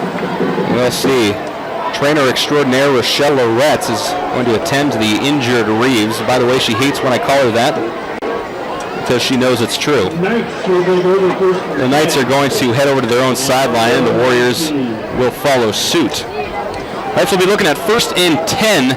Ball is officially spotted at the 19-yard line. Knights trailing by 4, 21-17, 7:49 on the clock here in the 4th quarter. So really a lot of time, a lot of space to really drive the ball down the field, take a little bit of time, make some smart plays, and potentially put up another touchdown to lead the Washington Warriors. Yeah, keep an eye on that clock because if O'Gorman's moving the ball well, and they know they can pick up the yards, they might slow their offense down just to take up more time, and if they take the lead, that they can force Washington to have to play the hurry-up game. And the Knights are going to have to travel, 81 yards because they're not going to be able to just settle for a field goal. Otherwise, they're still going to be down 1, obviously. If you're good at math, you can put that together pretty easily. So they really have to get that touchdown. Rochelle's still down there talking to the injured Knight.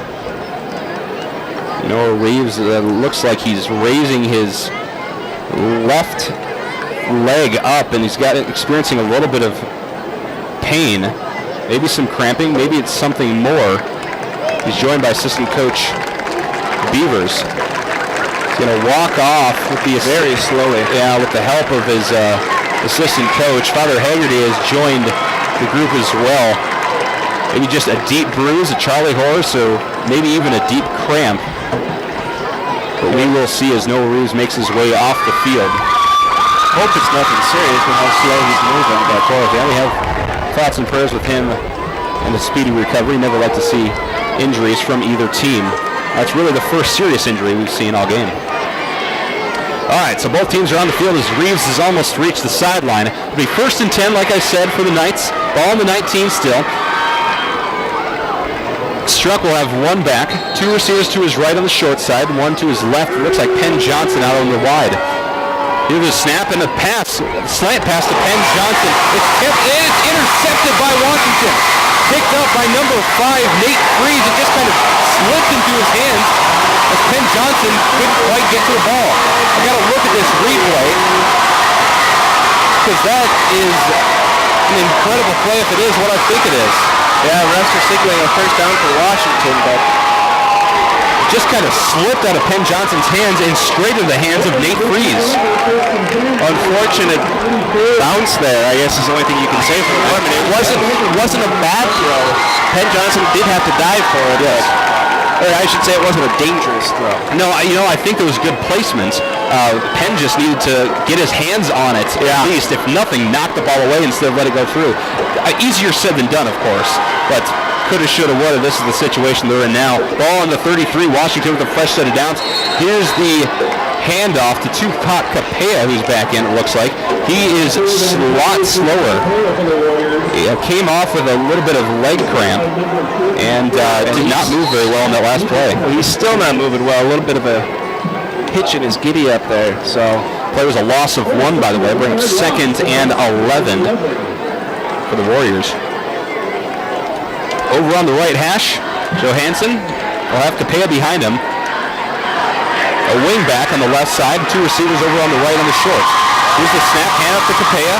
Speed it up a little bit, but still not at full speed. Capea brought down to 30 after a gain of about 4 yards. Yeah, big hole there for Capea, and if he's running full speed, that's a first down, but instead it's a short game. And I'm kind of genuinely concerned about Tupac Capea because he's moving a lot slower and is slow to get up, limping even a little bit. But wants to stay in, I'm assuming, for the sake of his team. A lot of heart in that kid. Absolutely. You might wonder if they might want to go back to Ledoux just so they can have a little more speed in there. At this point, he might be the speedier up. We'll see. 3rd and 7. Johansson in shotgun. 1 back, trips right. Drops back the pass from the middle of the field. Pops it up, and that will be good for a first down. Brought down by Logan Utek. Be a gain of about 13, 14 yards in the reception, pending the spot.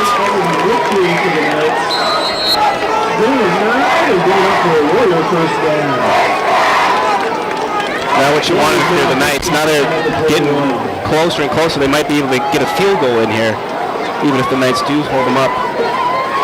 Bring up 1st and 10. Ball officially spotted on the 21. Johansson has 2 receivers on the short side. That's to the right. 1 back. Here's the handoff to Capea. Capea dives up the middle, but still a little shaky as he only picks up 1 or 2 yards.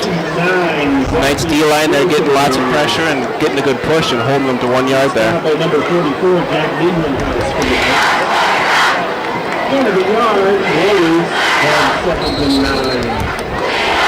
2nd and 9 for the Warriors. Ball officially spot on the 20. Wind really picking up here at Howard Wood Field. Will make things, holy cow, wind just blew a bunch of our papers here in the booth.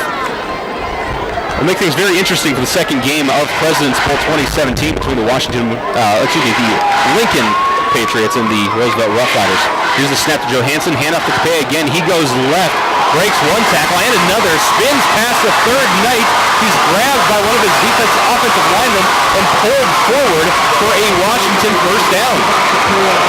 Yeah, again, he's still running slow, but a lot of heart and never giving up on that run there. A great job by Carson Wilson, number 72, a 6'2", 265-pound junior, to grab his running back and help him forward past some of these O'Gorman defensive players. That'll bring up first down and goal for Washington from the 9-yard line, but after this timeout. O'Gorman Knights trailing Washington 21-17 with 5:08 left in the 4th quarter. We'll step aside for 30 seconds. You're listening to O'Gorman Knights football on the Lamb Catholic Radio Network. So you're trying to decide what preschool or kindergarten is best for your child? At Sioux Falls Catholic Schools, you'll know you've brought them to the right place. They'll get lots of one-on-one attention, discover new things, and grow in their faith. Your child will get the support and encouragement they need with an education that stands apart from the rest. Our schools will help you make lifelong friendships and become part of our community. Because when you're here, you're home. You belong at Sioux Falls Catholic Schools.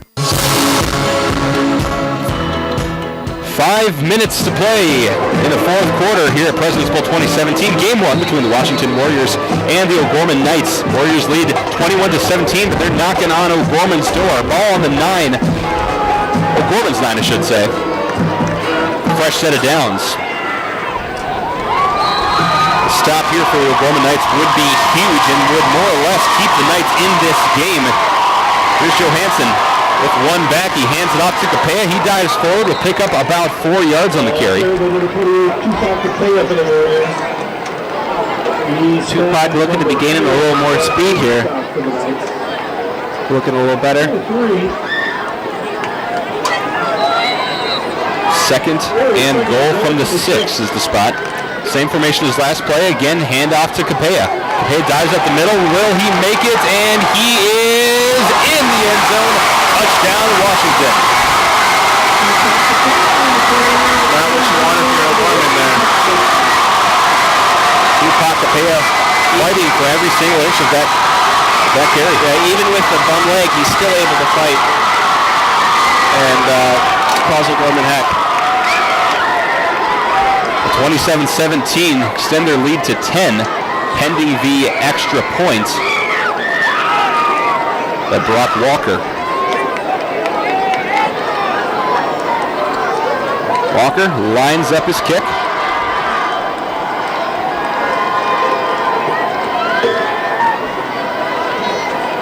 Here's the snap, the place, the kick, it's up and high, it is in. Washington extends their lead over Roman 28-17 with 4:39 in the fourth quarter of President's Bowl 2017.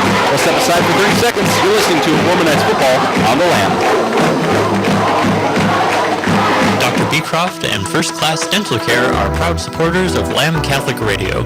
First Class Dental Care offers restorative, cosmetic, and preventative techniques and is open late to fit busy schedules.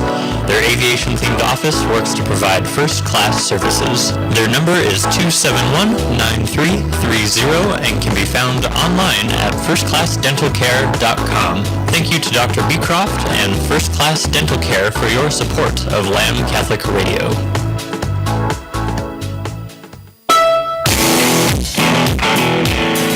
Welcome back to Howard Wood Field. Washington Warriors coming off of the Tupac Capella 6-yard rushing touchdown. Extend their lead over the Knights 28-17. Washington Warriors will kick it away.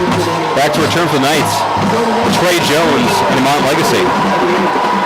As the wind's picking up, the ball falls over though on the stand. They're not going to waste any time. They're just going to bring somebody over to hold that. Trevor Schmidt doing his kicker a solid. Knights now 2 touchdowns back again. Will have a lot of work to do in the next 4.5 minutes if they want to win over the Washington Warriors. Good kick. It's up, it's far, it is almost through the uprights. In fact, yeah, it's through the uprights. Washington student section likes that. Cheer for...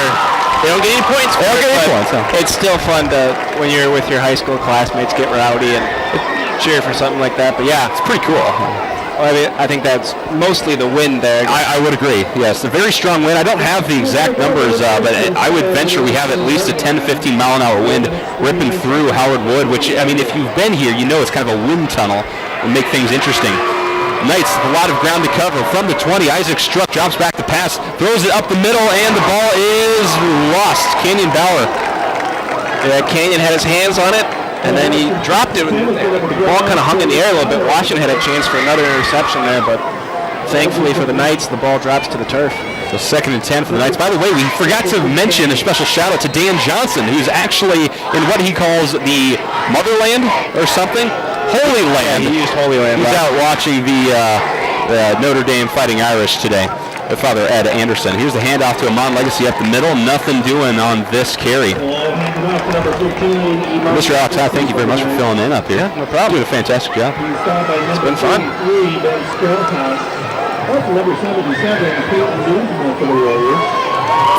So the Knights, they are going to give Amon Legacy 1 yard. The Knights will have 9 more yards to go on this 3rd down from the 21. Clock ticking past 4 minutes here in the 4th quarter. We've got Roosevelt fans and Lincoln fans trickling in for the next game. Here's Isaac Struck in shotgun, 2 receivers to his right, 1 to his left. He looks to pass, he's rushed. He's trying to break away, but he will be sacked. Loses the ball, and Washington is going to come up with it.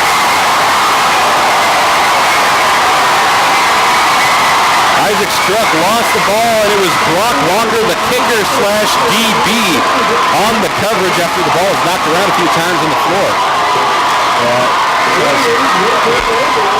Tough luck there for the Knights there. Just the amazing pressure, though, by Washington's defense. Hard for Struck to really do anything. And you know, that's the trick of it. You know, you can only do as much as you can. when you're under pressure. And in this case, he was completely surrounded. His pocket had completely collapsed, and it was all Washington. So the Warriors take over on the 22, 1st and 10. In I formation under center for the first time. That's because we're bringing in a little bit different formation, a different play set it looks like. Tupac Capella gets the handoff, pick up about 2 yards.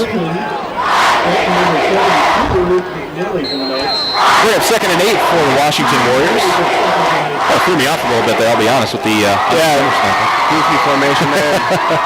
Washington fans very loudly chanting the "I believe we will win" chant, and heck, I might believe that too. Very, a great community they've created around this Washington team. Obviously, when your team is this good, it's easy to be a fan. Yeah, absolutely. And but they're certainly loyal. Washington fans love their Warriors. Here's the snap, handoff to Capella again from under center. This time he'll pick up about 4 or 5 yards. The Washington Warriors really, so far, have shown why they should be the top-ranked team in the state and why they could go undefeated for the 3rd year in a row, potentially win another state championship. We'll see. Gorman was given a run for their money for a little bit there, but coming up a little short today. And, of course, we'll break down this game coming up here in the Knights Locker Room Show, sponsored by Dr. Mark Hagen with Hagen Chiropractic Clinic. We'll break down all that we saw. It'll be a little bit shorter, and we will not hear from head coach Jason Popikin just because they have to move things along a little bit with the next game starting immediately after this game. Here's the under center snap again to Tupac Capella. That should be enough for a first down. We'll see, but flags come in from the O'Gorman sideline. Looks like it'll be holding on Washington, so that one's coming back. There's the flag on the play. Holding. 53 of the offense. Here's the penalty. Still 3rd down. Also coming up in the Knights Locker Room Show, by the way, we'll have your scoreboard updates and dub the Knights players of the game, offense and defensively. And we've seen a lot of good stuff. I mean, despite the potential loss here, we've seen a lot of great play, a lot to be happy about from this O'Gorman team. So I think that'll be very easy to kind of put out there. We'll see. Then, of course, we'll get you ready for next week's game. That is homecoming. Clock ticks past 2 minutes here. Washington burning down the clock. 3rd and 12. Ball on the 24. Here's the snap handoff to Tupac Capella. Capella dives forward to about the 19-yard line. That's where the play will fall dead. Gain of 5. Gorman takes a timeout. Starter was by number 21, Nick Billion. Knights forcing Washington to potentially go for it on 4th down. I guess we'll just kind of see how things will play out for the Warriors. We're going to step aside for 30 seconds during the timeout. You're listening to O'Gorman Knights football on the Lamb Catholic Radio Network. Big Rig Barbecue brings a Texas-style barbecue to South Dakota. They use a real wood smoker for all their meats every single day. Big Rig Barbecue serves sliced brisket, pulled pork, chicken, and ribs. They offer pre-orders for smaller events and gatherings and cater for large events including parties, meetings, and graduations. Big Rig Barbecue's new sit-down location is on the corner of 41st and Minnesota. Their website, bigrigbbbq.net. Big Rig Barbecue is proud to support the Sioux Falls Catholic Schools.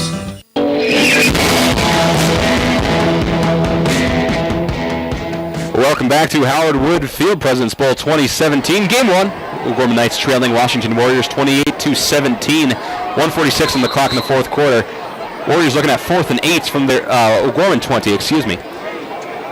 Joe Hansen in shotgun, spread receivers, drops back to pass, looking right, on the run now. Flags come in from 2 different directions. Joe Hansen lets it fly, and the ball is almost intercepted by O'Gorman. Did it hit the ground? Said no, incomplete. Almost intercepted by Canyon Bauer. Let's see what the flag is. I'm guessing it's going to be holding on Washington. So Gorman will obviously decline and take the ball. I don't know. Never know what's going to happen. Well, Gorman's offense just ran on the field. Oh, good call. Fair enough. The Knights will take over on the 20-yard line. Well, we're going to say 19-yard line. The board's not totally right. Maybe 19 and a half. 19 and a half. We're really paring it down. Board just went to 19. Oh, there we go. All right, we're good. Isaac Struck comes out in shotgun. 2 receivers either side. Ball on the right hash. Here's the snap. Struck will keep it himself. Dive forward, and he's clobbered after he picks up about 3 yards. Big hit there. Good heads-up play by the defensive end. Excuse me, that was Adam Derland. Another snap handoff to Legacy. He'll dive forward and pick up a couple more yards. Gain of about 2, and looks like the Knights are beginning to concede, just trying to run out the rest of this game. Whistle, though.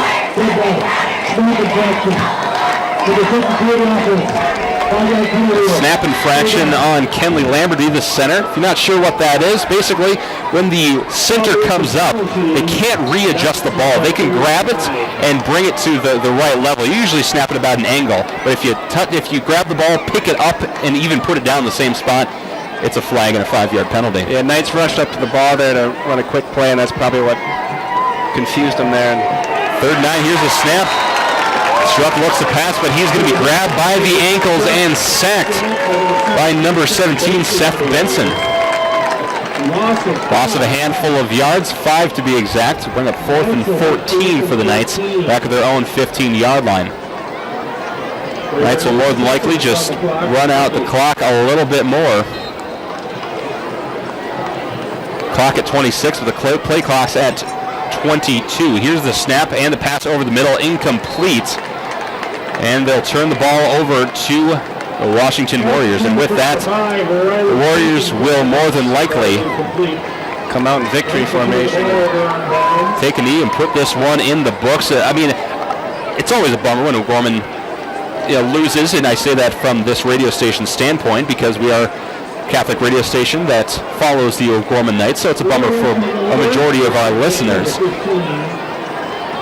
But it's been a tremendous game for the O'Gorman Knights. We saw a lot of good things. Yes, and again, they had him on the ropes, and shows that O'Gorman, they might be able to make a run here, and maybe they'll get a chance in the playoffs to have a rematch. We'll see. Against Washington Warriors team that is absolutely phenomenal. It's been an absolute joy to watch. And we, of course, wish them luck the rest of the season. And potentially might see in the postseason. Hey, you never know what's going to happen. A lot of good sportsmanship going down on the field as Washington Warriors players and O'Gorman Knights players exchange high fives and pats on the back. And that will end this game.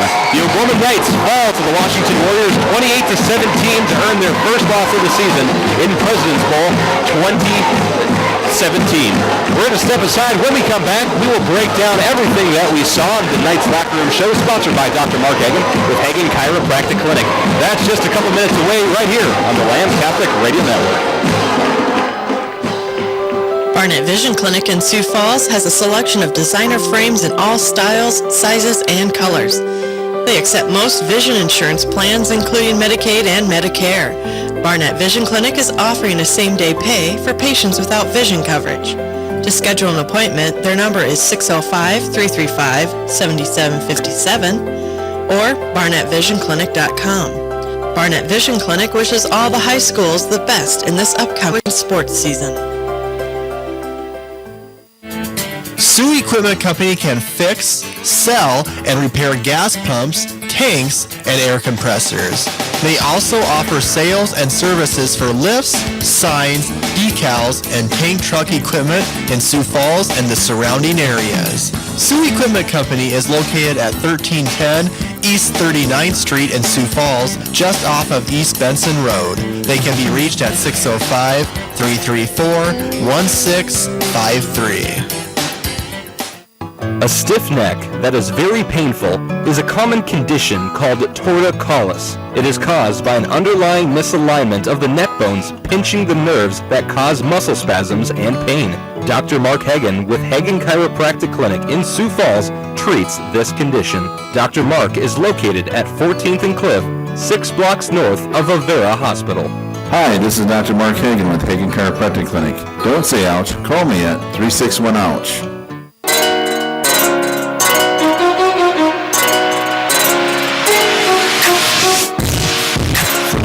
Catholic Radio Network. Welcome to the O'Gorman Knights Locker Room Show, brought to you by Dr. Mark Hagen with Hagen Chiropractic Clinic. Now, back to the field with Michael Promas and Alex High. Welcome into the Knights Locker Room Show, sponsored by Dr. Mark Hagen with Hagen Chiropractic Clinic. President's Bowl 2017 is over for two teams, Washington Warriors and the O'Gorman Knights. The Warriors came out on top, though.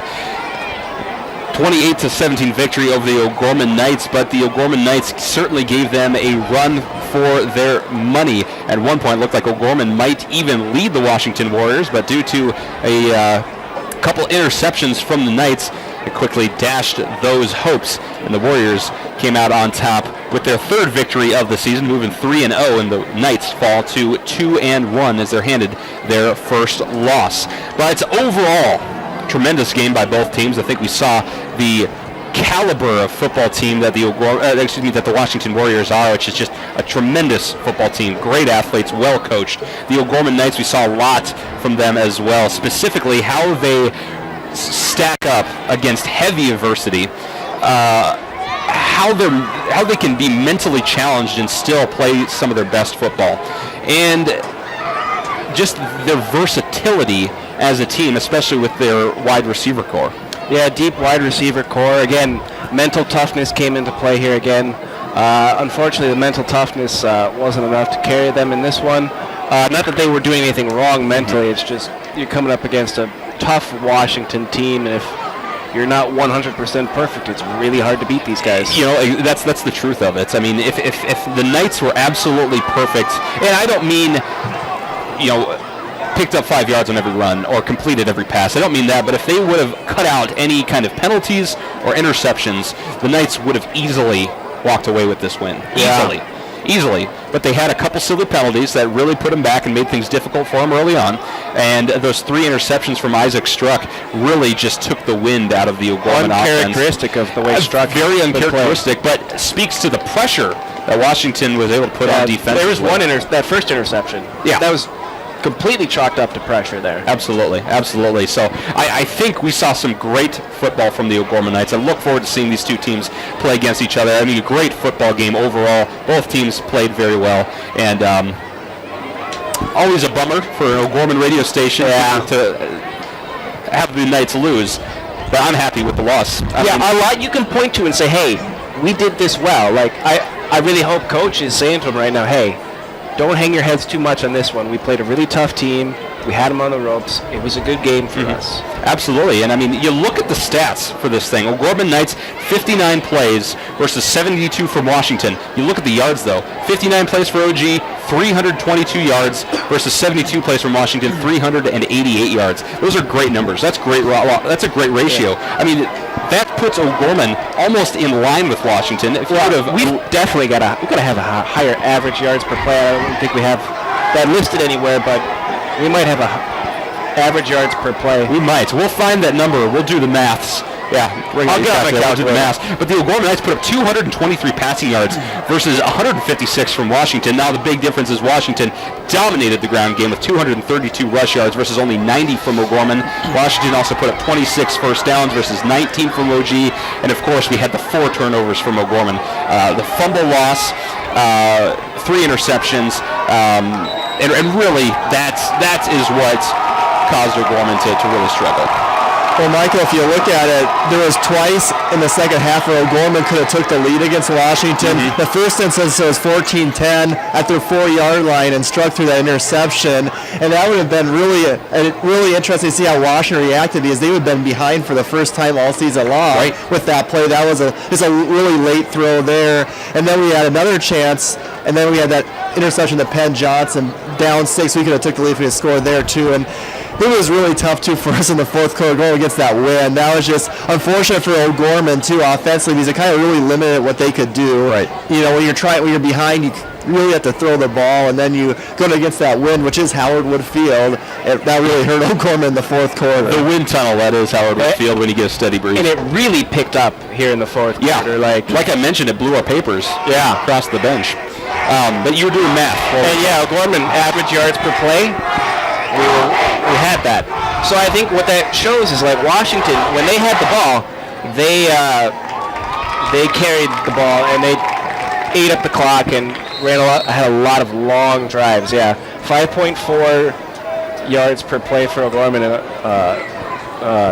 Washington only 5.3. So yeah, so I mean, a rounding error again, but still, I mean, you're comparing O'Gorman to the top team in the state. Undefeated for potential, well, so far 3 years in a row. Yeah. I did the math before the game.